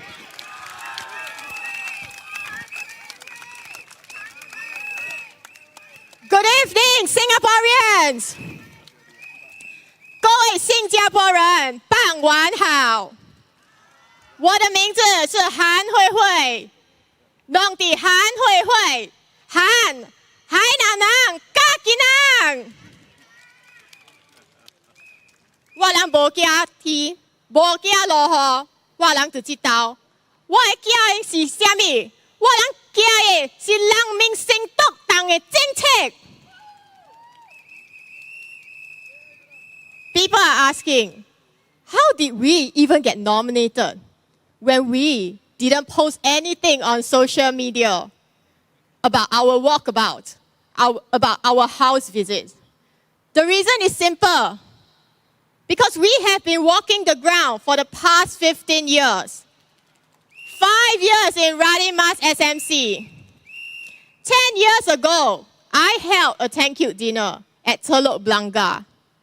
10年前，我参加竞选，我们走了这整个地区15年了。10年前竞选完后，我们在德洛布朗嘎感谢居民。感谢居民的时候呢，那个地方叫做拉丁马市。然后现在很多人就问我的党员，诶，为什么会现在在这里竞选？竞选的是当荣八个。Why is it that I used to be standing for Radin Mas SMC and now I'm at Tanjong Pagar GRC? Because the place whereby I had my most supporter at Teluk Blangah is now a Tanjong Pagar GRC. Why is that so?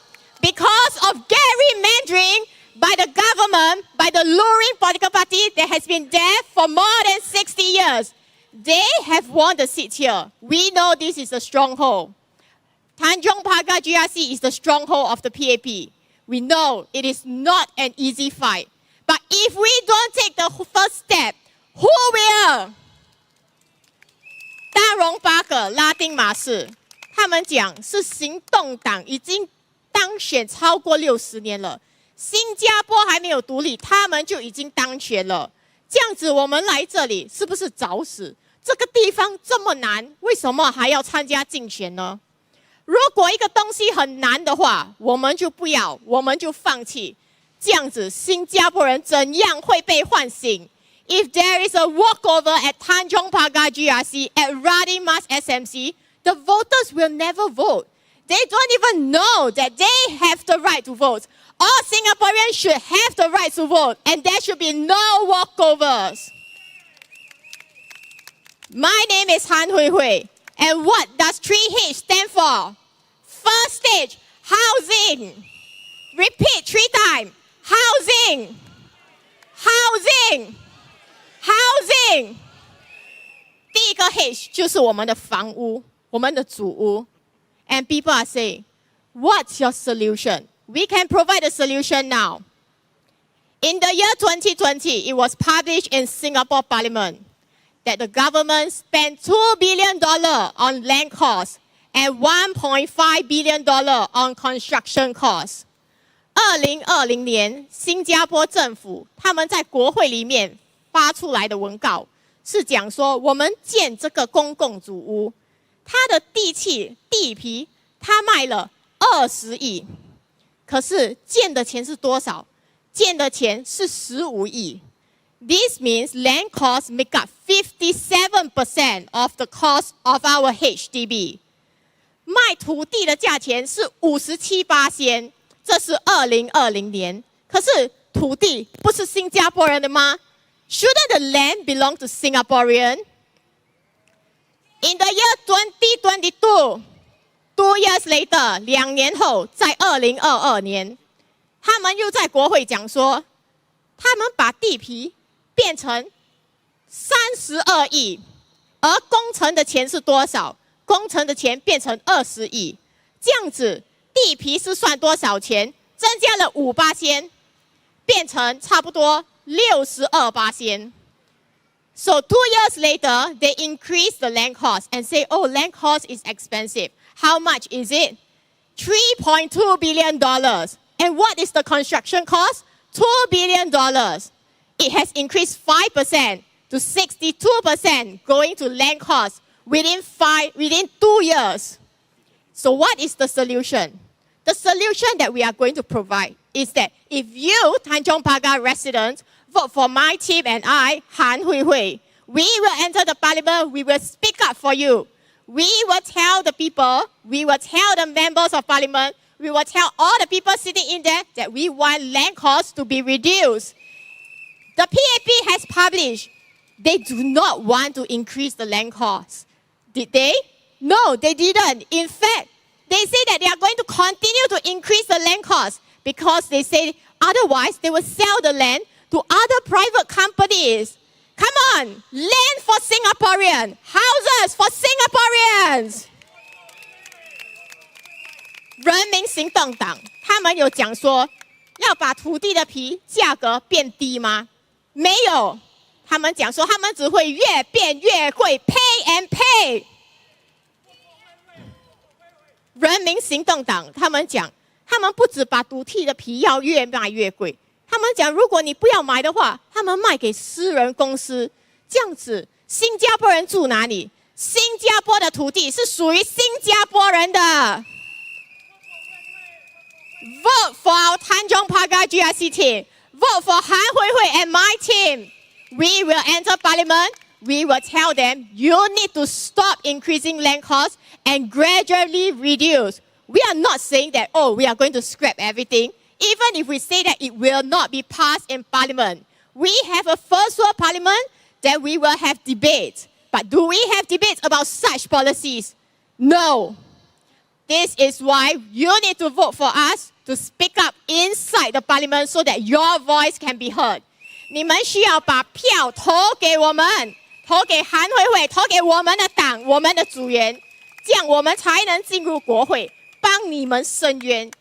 你们给他这么多年，超过60年的空头支票，他们以前卖的土地是几乎没有算进去，只是工程的钱。现在越变越贵，你们薪水根本跟不上。You gave them the blank check for more than 60 years. You told them, well, you can just continue to increase land costs because you voted for them, and that's why they are in power. If you want your voice to be heard, you have to vote for me. Vote for Hui Hui and my team so that we can enter parliament to speak up on your housing issue. And our solution is that we will tell them to stop increasing the land costs and to gradually reduce the land costs. What is the second H? Healthcare. Repeat 3 times. Healthcare. Healthcare. Healthcare. 第二个最重要的东西就是我们的医疗保健。看比了安怎看？我人有安尼多钱伫咧公积金内面，安怎袂使动袂使用？唔是我人的钱吗？The Singapore government has collected a lot of money from our MediShield Life, from our MediShield Fund. And people are saying, so what is your solution? From the year 2016 to the year 2019, the government has collected $8 billion from our MediShield Fund. This $8 billion, the government said it is not enough. Why is it not enough? Because they paid $3.5 billion as payout. So what about the $4.5 billion? They say they need to keep. Keep for who? the future generation. If Singaporeans are dying because they can't pay for their medical bill, they are not even alive anymore, what future generation are you talking about? The PAP? 人家讲，你们讲医药不好，你们讲新加坡的医疗保健不好，为什么呢？那这样子，你们有什么政策？你们有什么方案？为什么不好？很简单，从2016年到2019年，政府收了80亿，可是他们赔偿了35亿，他们说还是不够，要增加我们的 Medishield Life Premium。这个 Medishield Life Premium 增加了，可是你要记住，80亿还了35亿，你还有45亿，这个钱在哪里？他讲要留给后代，后代可以用。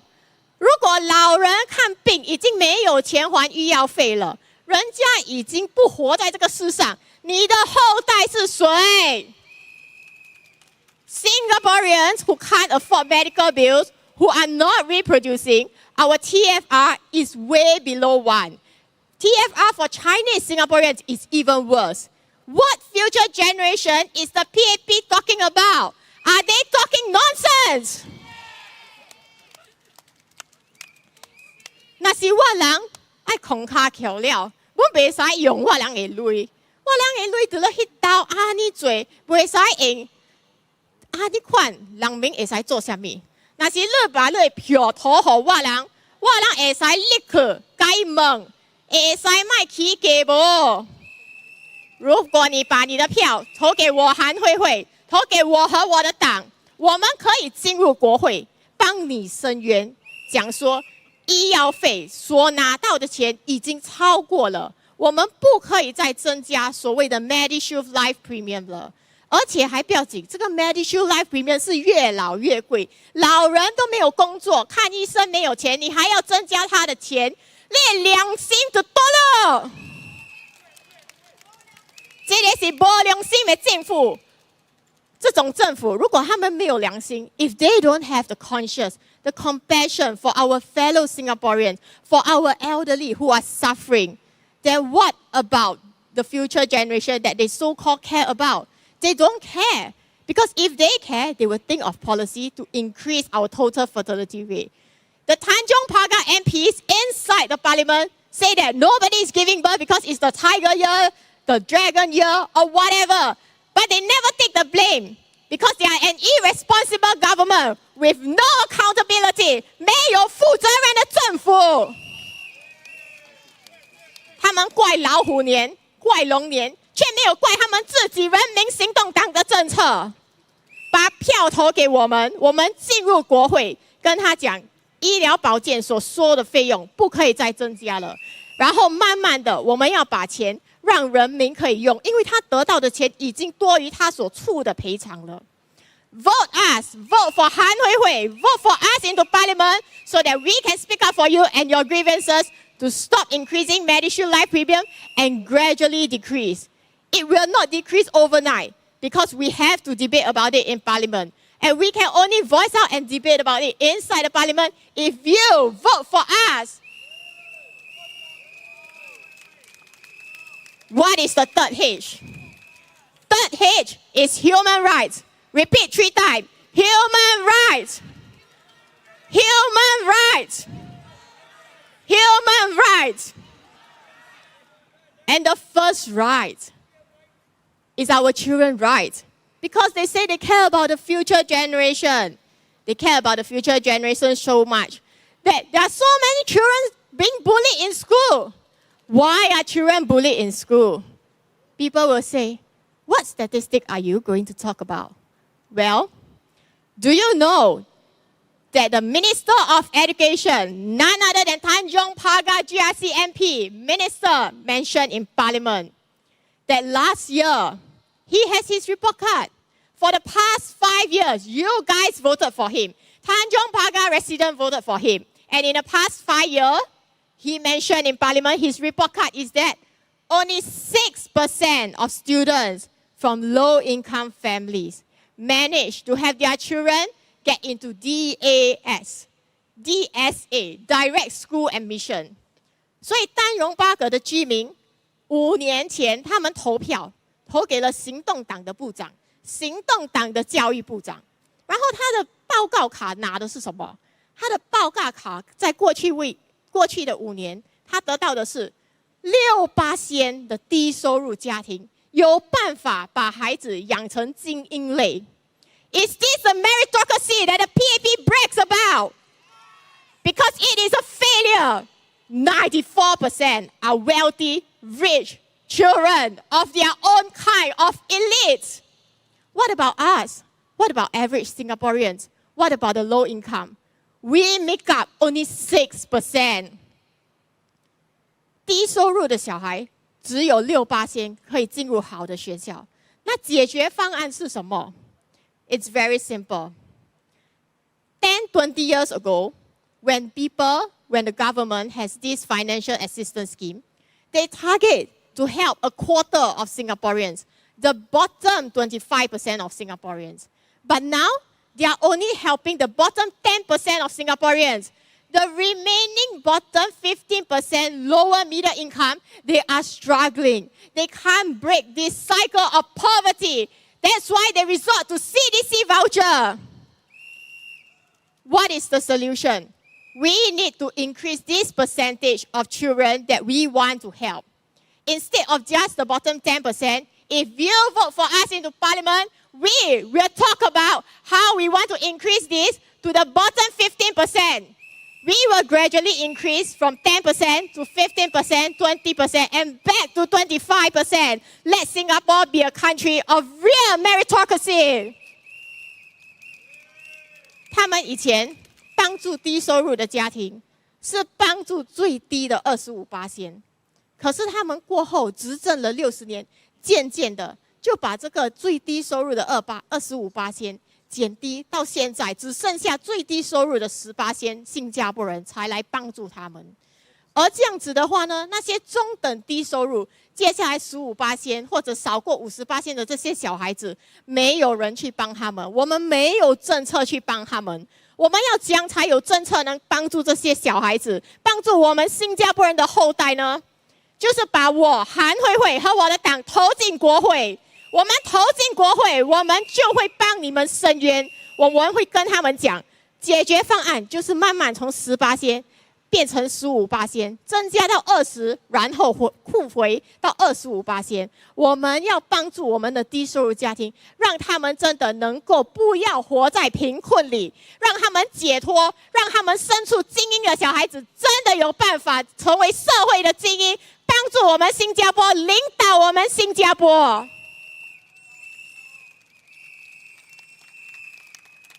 And then, back to the bullying. There are a lot of bullying in education. And where did these children learn their bullying from? Children learn the best from their parents. And why is it so? Because parents are the first role models to the children. And why are parents bullying their own children? So many parents are abusing their own children, killing them because of the high cost of living. Is it because Singapore is stressful? So what are they stressful about? Employment rights. Repeat 3 times. Employment rights. Employment rights. Employment rights. In Singapore, the government has no minimum wage. In Singapore, the government only fight for their multi-million-dollar salary. They say if they don't collect that money, they will have no dignity. They will become corrupted. Is that so? They collect multi-million-dollar salary. They become the minister and they are still corrupted. They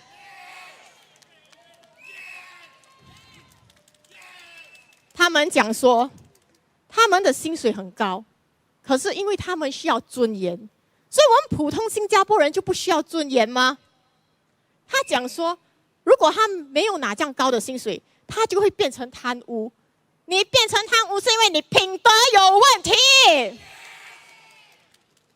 你会偷较歹，你会偷那粒罪是你的代志。你咪讲哦，你无给我钱啊，我就会贪污。你根本就是一个想要贪污的人。Because the rod is on the top, the rod is at the top. They care about their multi-million-dollar salary, so they will go into parliament and only fight for themselves. They don't fight for Singaporeans. They say they care about cleaners and they only pick cleaner out of so many jobs. Take, for example, a petrol station, a pump attendant. 10 years ago, the salary was about 1,500 to 2,000.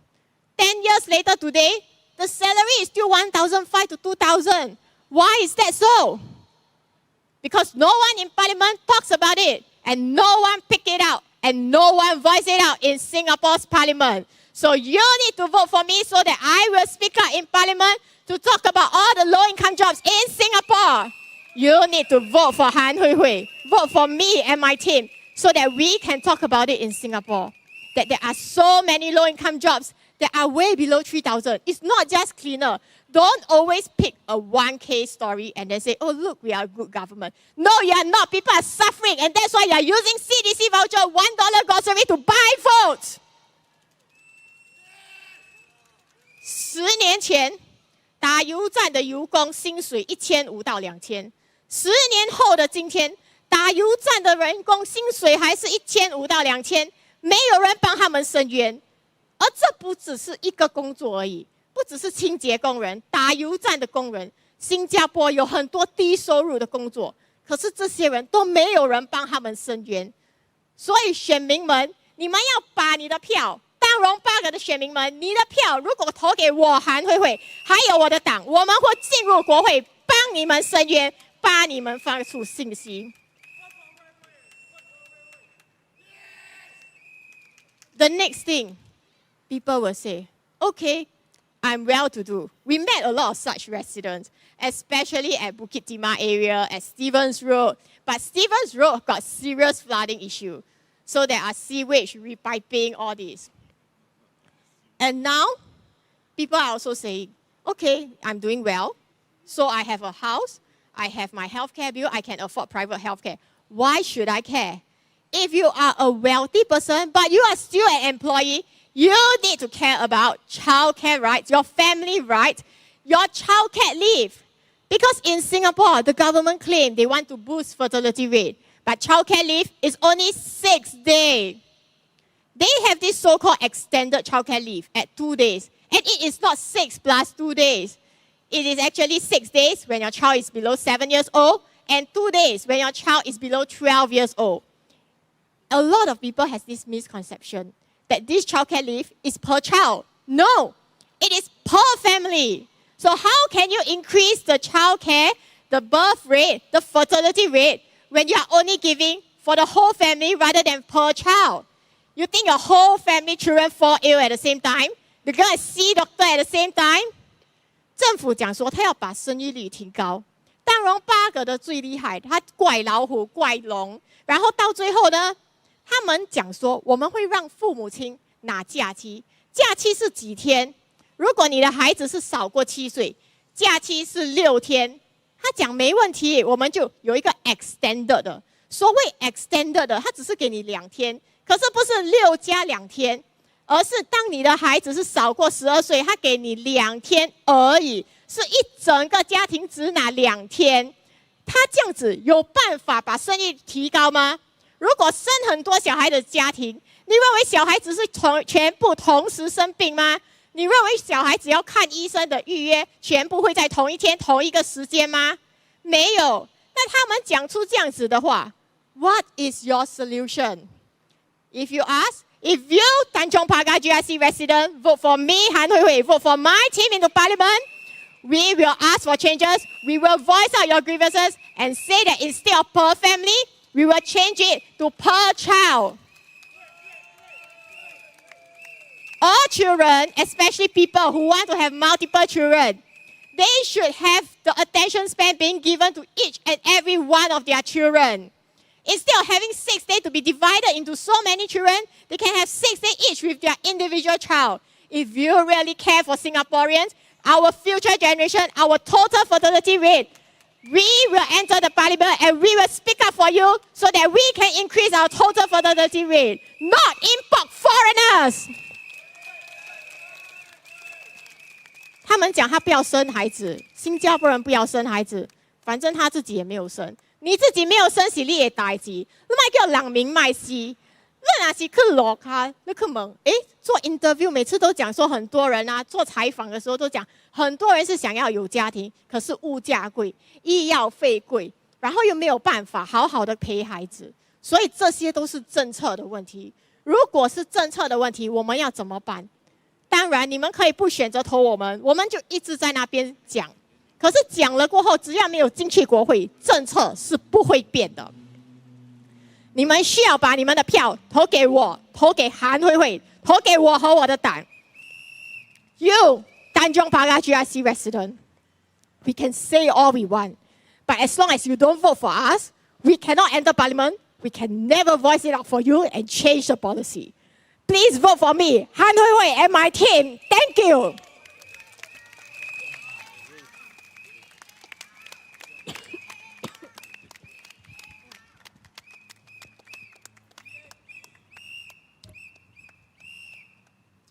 All right, you heard Han Hui Hui, you heard rest of the speakers, and you have heard me intermittently speak.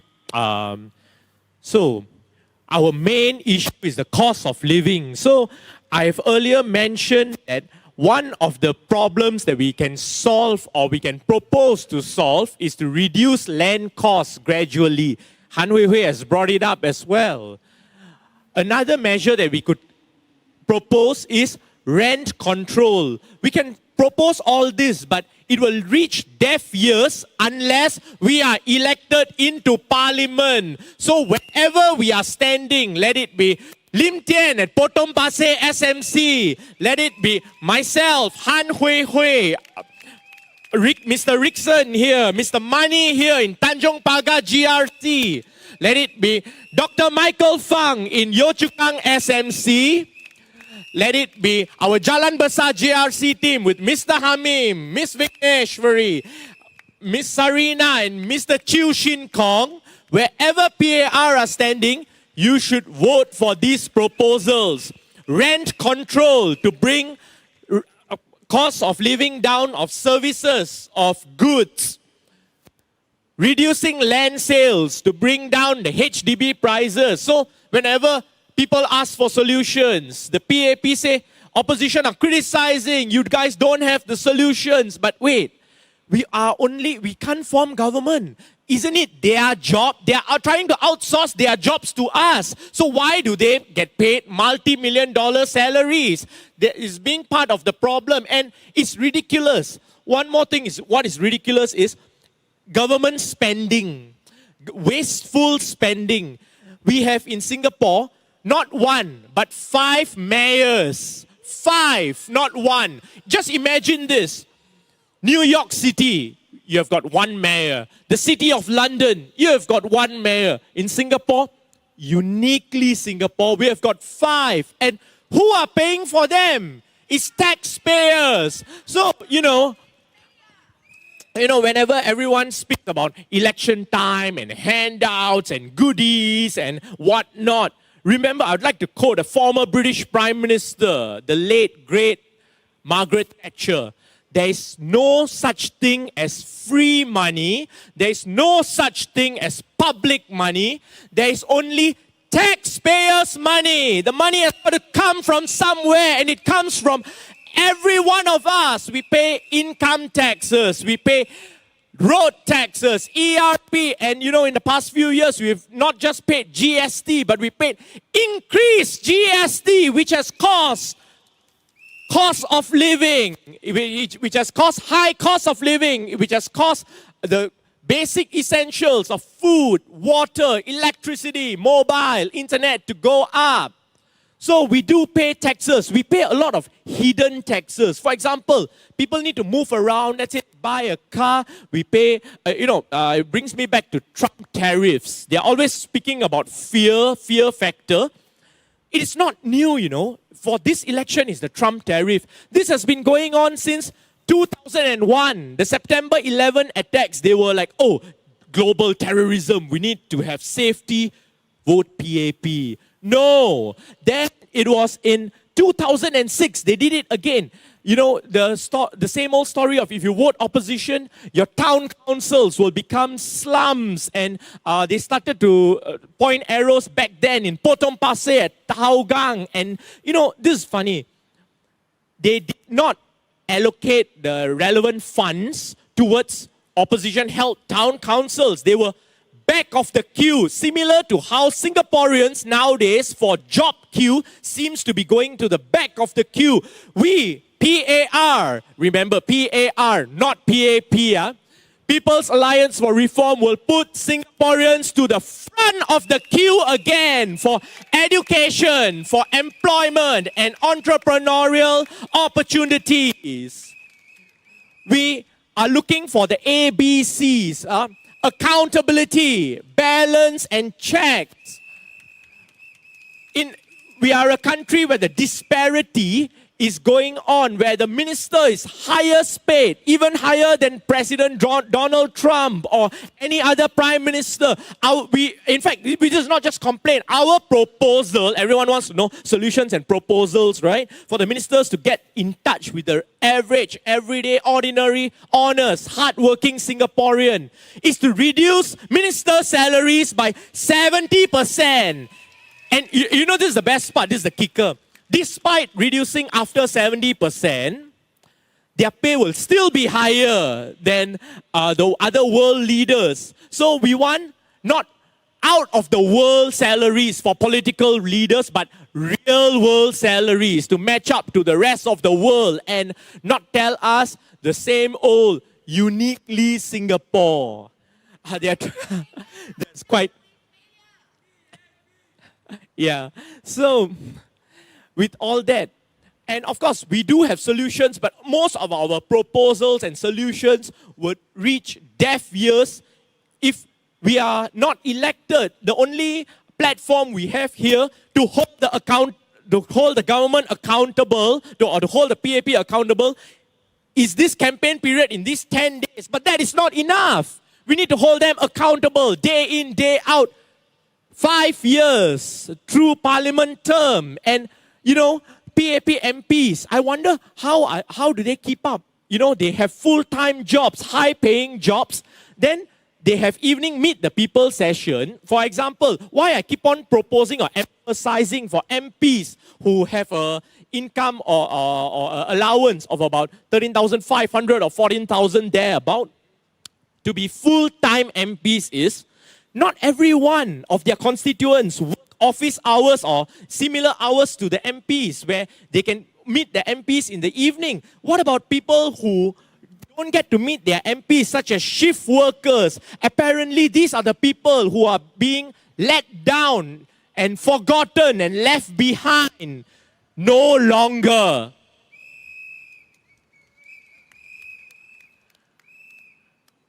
So, we always encounter in the 15 years that, Hui Hui mentioned that we are walking the ground. Back then, it was the low income, those who are struggling, those who are suffering. But these days, even the middle income are suffering and struggling as well. The average median pay is about between 4,000 to 5,000, and that is including CPF. So imagine 50% of people are earning lower than this, yet part-time MPs are earning 14,500 on top of that, and 14,500. So this is the disparity. A part-time MPs earning close to 3 times of median average income, while they still have full-time jobs. And then there are MPs who are mayors. So I have no idea what do they do, and why don't we have just one mayor? Why do we have 5? I'm puzzled. And a list of myriad of things that I'm confused and puzzled about, all right? Is that Jalan Besar GRC, the way how it is carved, all the way around here up to Kent Road is Jalan Besar GRC. Just across the road, Pekio Market is not far from here, is Farrer Park, is Tanjong Pagar. And of course, in Chinatown, just beside the road with Tanjong Pagar, the Tanjong Pagar MRT is in Jalan Besar GRC. It's quite funny, isn't it?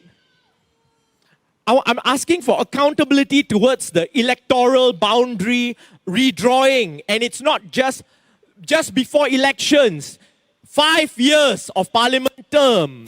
And just imagine, PAP MPs are currently sleeping in parliament. There are a lot of photos of that. Just imagine if you elected Hui Hui, if you elected Mr. Lim Tian, if you elected myself, or any of our candidates here.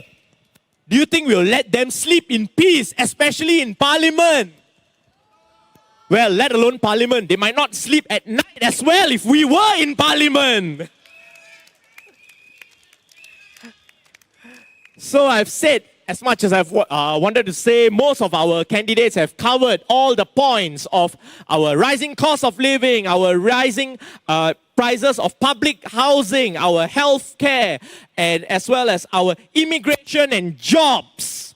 Our jobs that we are losing out to immigrants, and the immigration influx has caused overcrowding in the MRTs and buses and waiting times for hospital beds. We have all said that. You just have to vote for us. Vote for PAR in everywhere that we are standing. And before I make my end of speech, the moment that we all have been waiting for, you all have been waiting for, is here. The leader's speech, Mr. Lim Tian. Thank you so much. I will use this. All right. Mr. Lim Tian will use the podium mic. Thank you. How do I switch on? Ladies and gentlemen, very good evening to all of you. Thank you so much for coming tonight and attending this rally. I am Lim Tian, the Secretary General of the People's Alliance for Reform. 大家好，晚安。我是林鼎，我也是人民联盟的秘书长，我也是波东巴西的候选人。Now, my colleagues in the party have given you a very good idea of what PAR stands for. All right? And tonight, I want to address you on only 4 issues. Number 1, the cost of living. Number 2, the increasingly unaffordable public housing. Number 3, your job insecurity. And number 4, this invasion by foreign migrants and foreign workers into our country.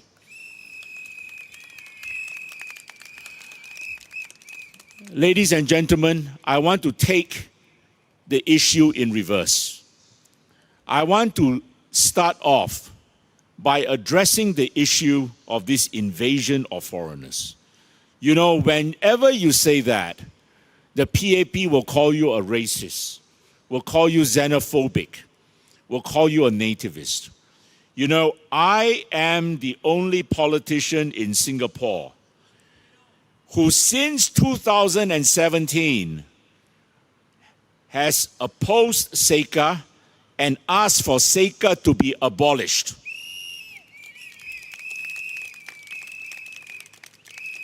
All right?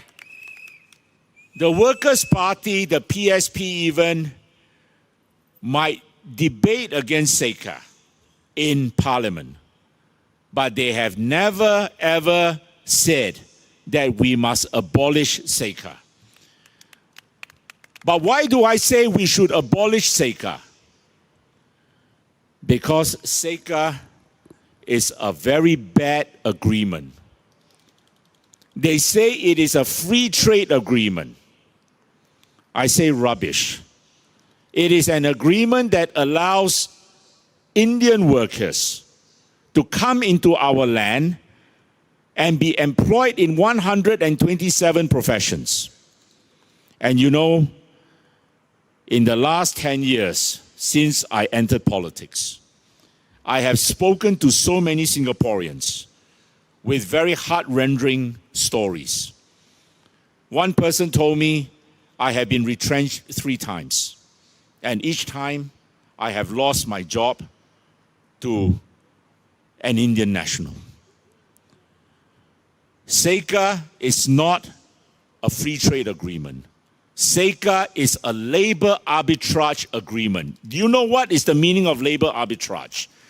Labor arbitrage means the employer takes advantage of cheaper foreign labor, brings them in, all right, and the higher cost Singaporean worker is displaced or replaced. And that is the sad thing, my fellow Singaporeans. Because of the PAP's policies, today we have an economy, we have employers who prefer to hire foreigners rather than locals. This must never be allowed to carry on.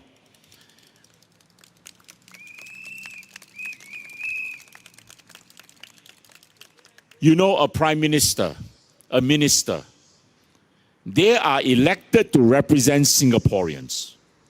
They are not elected to serve in the best interest of the foreigner, all right? But what has happened in the last 3 years, 2020 to 2024, do you know that in the last 3 years, 91.3%, I repeat again, 91.3% of jobs growth has gone to foreigners. Do you believe that? I mean, do we have a ministry of manpower or do we have a ministry of foreign manpower? I mean, if I am prime minister and Tan See Leng is my manpower minister, and he tells me in 2022, 88.5% of jobs growth went to foreigners. I think in 2023, 94.5% of jobs growth went to foreigners. And then you combine it with what happened last year, and it averages out to 91.3%. If he gives me the report card, I will sack him on the spot. All right? I will sack him on the spot. Because you are not going to be manpower minister in any government of mine if you do not show a jobs growth of at least 80% for Singaporeans. Yeah, and they'll come out and tell you, oh, but we can't get Singaporeans to work in certain industries. You know, my friends, you know what is the trouble with our economy? Although they want to tell us that we are first world nation, Singapore is not a high-wage nation, which we should be if we want to be a first world nation. My party's Leong Zi Hian gave me the statistics some time ago. Do you know that about 35% of the Singapore workforce, 35% of the Singapore workforce takes home less than 2,400 a month after your CPF deductions? Can you imagine, in this most expensive country in the world, all right, we have so many people living on so little.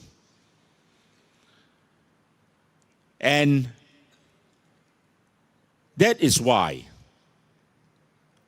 we take such great objections to paying $660,000 to a mayor, which to me is the most unconscionable job in the whole of Singapore. Because like many of you, I really do not know what a mayor does, okay? What does a mayor do to deserve $660,000 a year? And as Prabhu told you, we are the only party that has advocated for the Prime Minister's salary to be cut by 70%, all right? And you know the disgraceful thing is, even after you cut his salary by 70%, he's still the world's highest paid leader, all right? My friends, the time has come where we must wipe away what previous PAP leaders like Lee Kuan Yew told us, that our leaders must have pay pegged to the top 10% of private sector income earners. You know why? Because as a result of that, we are not having a normal society anymore. Okay? You now have two classes of people, the rich and the powerful, and the not so rich and the not powerful. What is it to the PAP minister if GST is increased by 2%? Do you think it matters to them? But to you and me, all right, it matters because when your bak chor mee goes from $3.50 to $4 to $4.50 and now $5, that is a huge hit on our income. But why do you have PAP ministers who till today, and Chi Hong Tat just defended the GST hikes again today, didn't he? Saying, oh no, the government has taken care of that problem. No, it has not. Because every 10 cents increase in your drinks affects a lot of Singaporeans, all right? Every 50-cent rise in your bowl of noodles is unaffordable for many people, but not to the PAP ministers. That is why we must normalize our society. And the first step to normalize society is to cut the outrageous pay of our political leaders. First step. I tell you, if I am elected MP for Potong Pasir on the 3rd of May, the very first motion I will introduce in Parliament is to cut the Prime Minister's pay by 70% and to abolish the mayor's position.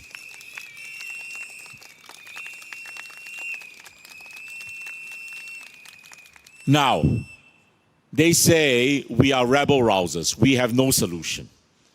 But has the PAP even come up with a single solution on how to lower your cost of living over the years? Have they? Your cost of living is a one-way street, isn't it? Just upwards all the time. Yeah? They have no solutions. The only solution they have, my friends, is to give you CDC vouchers, give you some other subsidies. And you know what? They are treating us as beggars. CDC vouchers to me are the equivalent of the American food stamps. When the poor people cannot afford food, they are given food stamps so that they can survive. Now, my friends, you may ask, what solution does PAR have to lower your cost of living? I tell you, the most important proposal we have come out in this election, which no other party dares to propose, is we want free education, free healthcare, free school meal for every Singaporean child.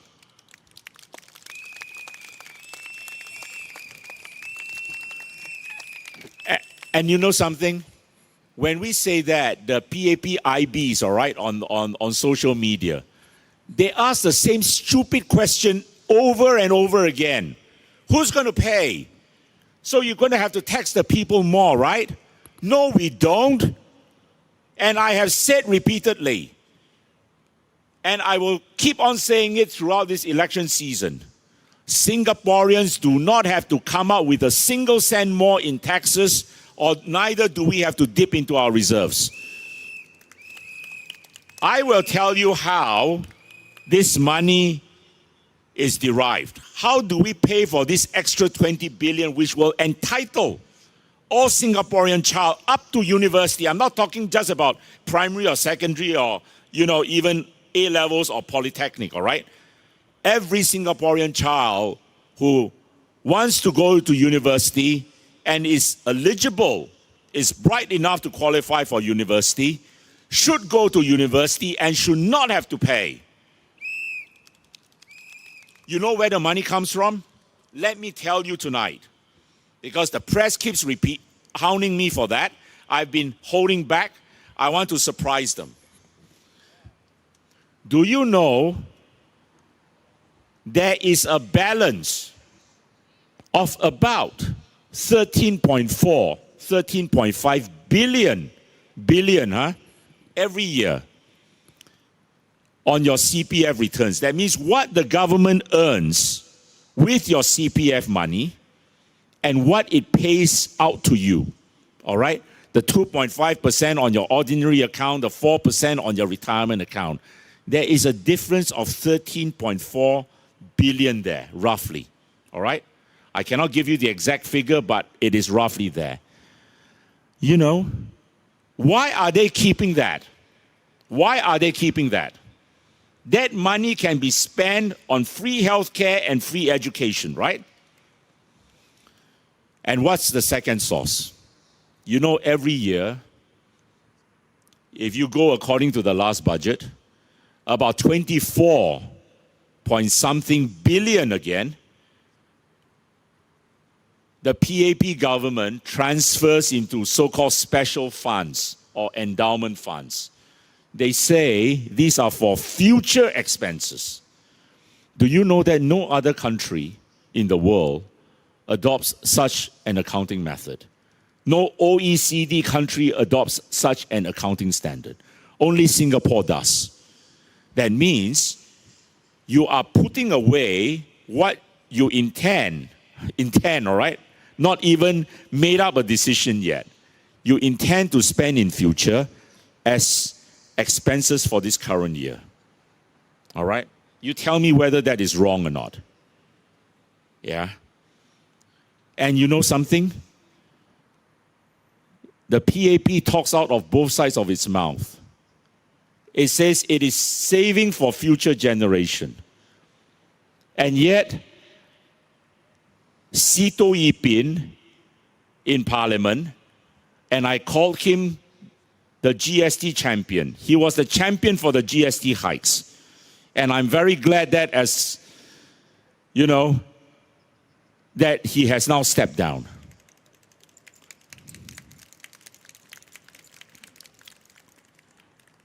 He can say, we save for the future generation. And yet, he could say in Parliament as well, every generation must be responsible for its own liabilities and expenses. Well, if that is the case, why can't the present generation, including people like you, enjoy the benefits of the government income? All right? And the government has the duty to take care of citizens. Don't forget that. That is the first duty of government, okay? If you take the 24 billion and the 13 billion, that already gives you 37 billion, doesn't it? It is more than enough to cover free healthcare and free education. And yet today, you know, my friends, Singaporeans pay so much towards MediSave. Do you know that today we have a roughly 140 billion sitting in MediSave? And yet, you know, our poor senior citizens, when they go to hospitals and they want to use MediSave, very often, you know what's the answer they are met with? Oh no, you can only use MediSave for part of it. You have to come up with a cash component for the other. It's disgraceful, isn't it? All right? You keep away so much of your money in MediSave and, you know, you're faced with this further liability when you go to the hospital. I'm telling you, my friends, it is disgraceful that a so-called first world nation cannot afford free education and free health care for its people when other first world nations like Finland and Norway can. And you know what's always the rebuttal of the PAP again? Oh, but those countries pay much higher taxes. Do you think that you really are a low-tax people? By the time you put in your COE, by the time you put in these outrageous increases on your water, all right, and other utilities, do you really think that you are a low-tax people? So I say to the PAP, don't come and give me double speak, okay? The money is there. But my friends, I ask each and every one of you to educate your friends, because we must start this process of changing our society and not always fall into fear because of what the PAP does. The PAP are a party. They are a government that only knows how to operate on fear. But there is no magic to how you work a budget, my friends, okay? I always remember what a very famous British economist, John Weeks, said. Don't think that those fellas who call themselves finance ministers or those people who work in the finance ministry are rocket scientists. So long as you know how to count, all right, you know how to work a budget. I tell you what a national budget is like. A national budget, the sole purpose of a national budget is to decide the society we want. It is like giving a housewife a sum of money every week. And with that sum of money, the housewife has to decide what type of food to put on the dinner table. Do you want to put maybe a $5 chicken rice meal for your family, or a $10 chicken rice meal for your family? Or do you want to serve them with $20 pasta? All right? So the housewife decides what meals to serve. Now, with the national budget, we decide on the priorities we want. We decide on what our society should look like. If we want to give free health care, we want to give free education, other things we'll have to give. Less benefits, less privileges to the rich and the powerful. Less wasteful expense on things like the Founders Memorial, which nobody wants. Cutting down a bloated civil service. You know Lee Kuan Yew, and I am the generation that grew up under Lee Kuan Yew, all right? I'm a baby boomer generation. I'm 60 years old this year. I still remember Lee Kuan Yew at one of the National Day rally speeches said, I run a very tight ship. Do you think that today the Singapore government is a tight ship? All right? And you look at some of their projects. You look at the MRT lines. You look at the Thomson, I don't know what they call it, the TEL. Most times when I take it, the trains are empty or, almost empty. And then when I walk into some of the MRT stations, like the one at Bayfront or one of these that is near to Gardens by the Bay, or it's Gardens by the Bay, I am shocked at how big those MRT stations are. And they are empty during the day. Are they planning for a 10 million population? Is that the plan? So, my friends, I'm telling you, if I am in Parliament, I am going to fight for wasteful government expenditure to be eliminated.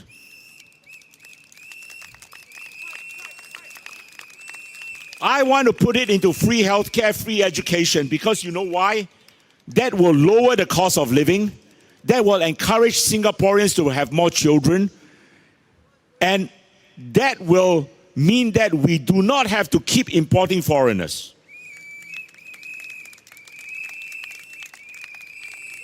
And I say this very honestly to you. I say this very honestly to you tonight.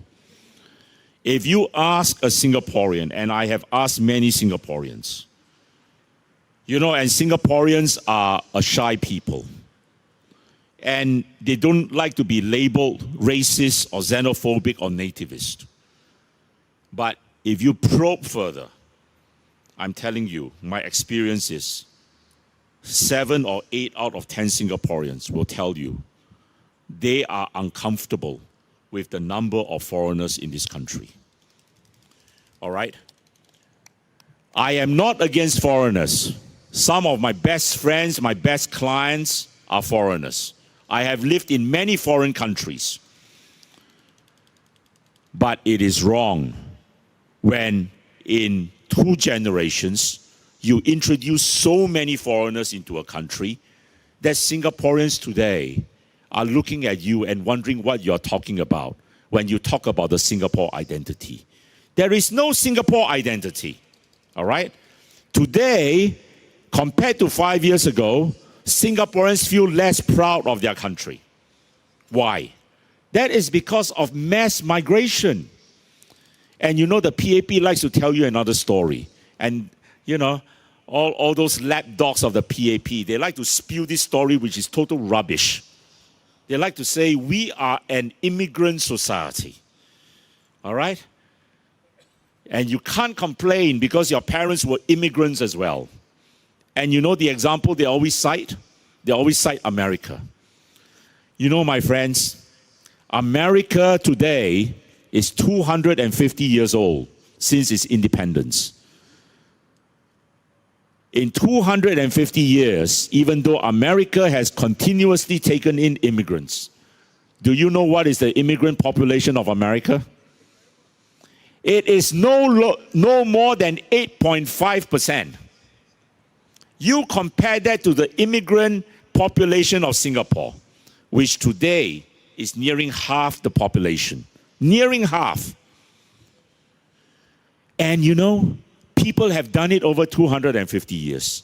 You have done it in a span of maybe about 30 to 35 years. And do you think that that is fair? Why I tell you that is not fair? It is tied to the PAP's economic policies like SECA as well. Because these foreigners come in, they displace or replace Singaporeans. And that is why I will never, ever stop my opposition to treaties like SECA. All right? And I want to, if I am elected into parliament, I want to fight to cut net immigration by a lot. Because having so many cheap foreign workers coming in is no advantage to us in the long term. If you want to be a true first world nation, you got to have true first world wages. Not 35% of your workforce earning 2,400 and below after CPF deductions. That is not first world. And then at the same time, you make your country the most expensive in the world. All right? You turbocharge, to use Pritam Singh's words, inflation through GST. You know, Singapore is a small nation. If we are really advanced, all right, our workers can be earning high wages. Like the Swiss. We are on par with Switzerland as the most expensive country in the world. But do you know that that average Swiss citizen earns twice as much as the Singapore person? Imagine, twice.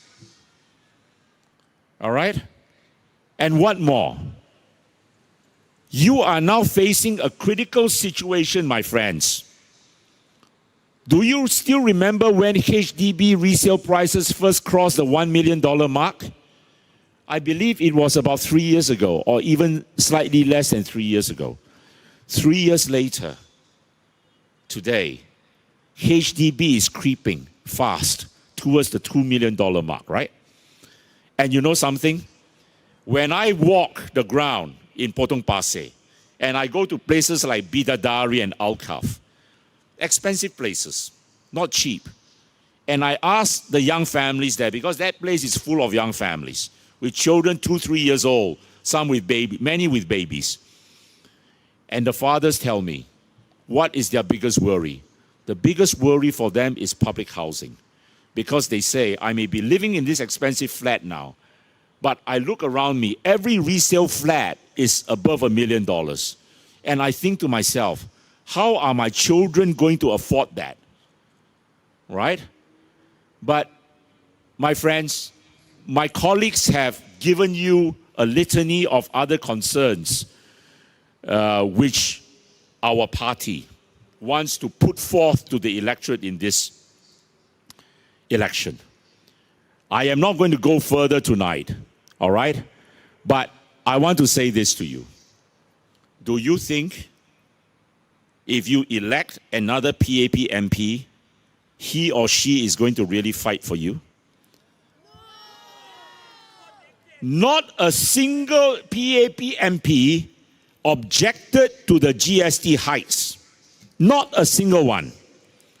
And so I say to you, in this election, you ask every single PAP candidate, especially the new ones, because we know how the old PAP candidates voted. So it's a bloody waste of time to keep asking them, all right?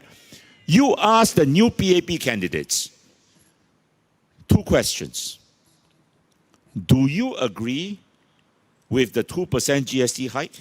Ask them straight in their face, all right? Because I think their answer will be, yes, we agree. Okay? They have to agree because it's their party's policies, right? And then if they say, yes, we agree, then you ask them another question. How are you going to lower my cost of living? Right? As a party, they have no solution. All right? And I doubt any PAP MP is going to give you any solution. I will ask this of my opponent in Potong Pasir as well, Alex Yeo from the PAP. Do you agree with the 2% GST hike your party imposed on poor Singaporeans over the last 2 years? And what solutions have you to lower the cost of living? I tell you, Alex Yeo may be a lawyer, but he will not be able to give you a solution. And so I ask the residents of Potong Pasir, do you want to elect Alex Yeo as your member of parliament? If elected, he will go in and he will just support all of Lawrence Wong's policies. Or do you want to elect Lim Tian, who will go in and be like a tiger and a lion and fight for you?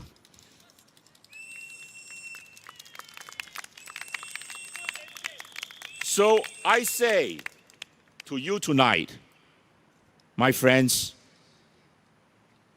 it is safer for you if you want lower cost of living, you want affordable public housing, you want increased job security, and you do not want so many foreigners in this country. Not that we are illiberal, not that we are negative towards foreigners, but when you have the almost 50% of the population being foreigners, do you think that that is right in such a short space of time? Is it not safer for you to vote for the opposition who can speak up for you and fight unjust PAP policies?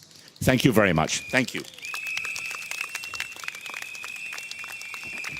So I started this event as a rally as your MC for tonight. I end it as your MC for tonight as well.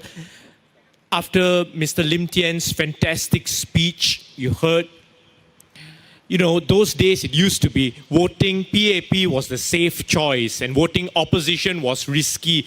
These days it seems to be voting PAP is the risky choice and voting opposition is a safe choice. You know, I just look at the PAP's manifesto. MRT trains are breaking down. One good point. They want to study nuclear power. Imagine if you had PAP MPs, all right? They would not object that. But we will. We would challenge them to say that, is it even safe? Have they learned from Chernobyl? Have they learned from Fukushima? So the gist of it is, in the past, the PAP was the safe choice. But in the present, PAR and the opposition are the safer choice than the PAP's risky gambles.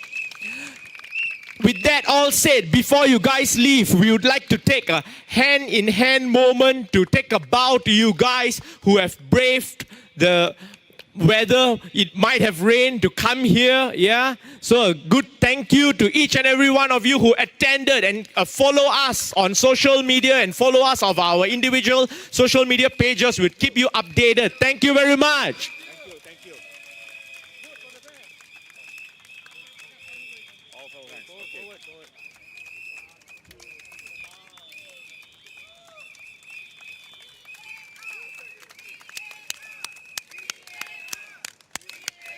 Thank you. Thank you. Thank you. Thank you. Thank you. Thank you very much.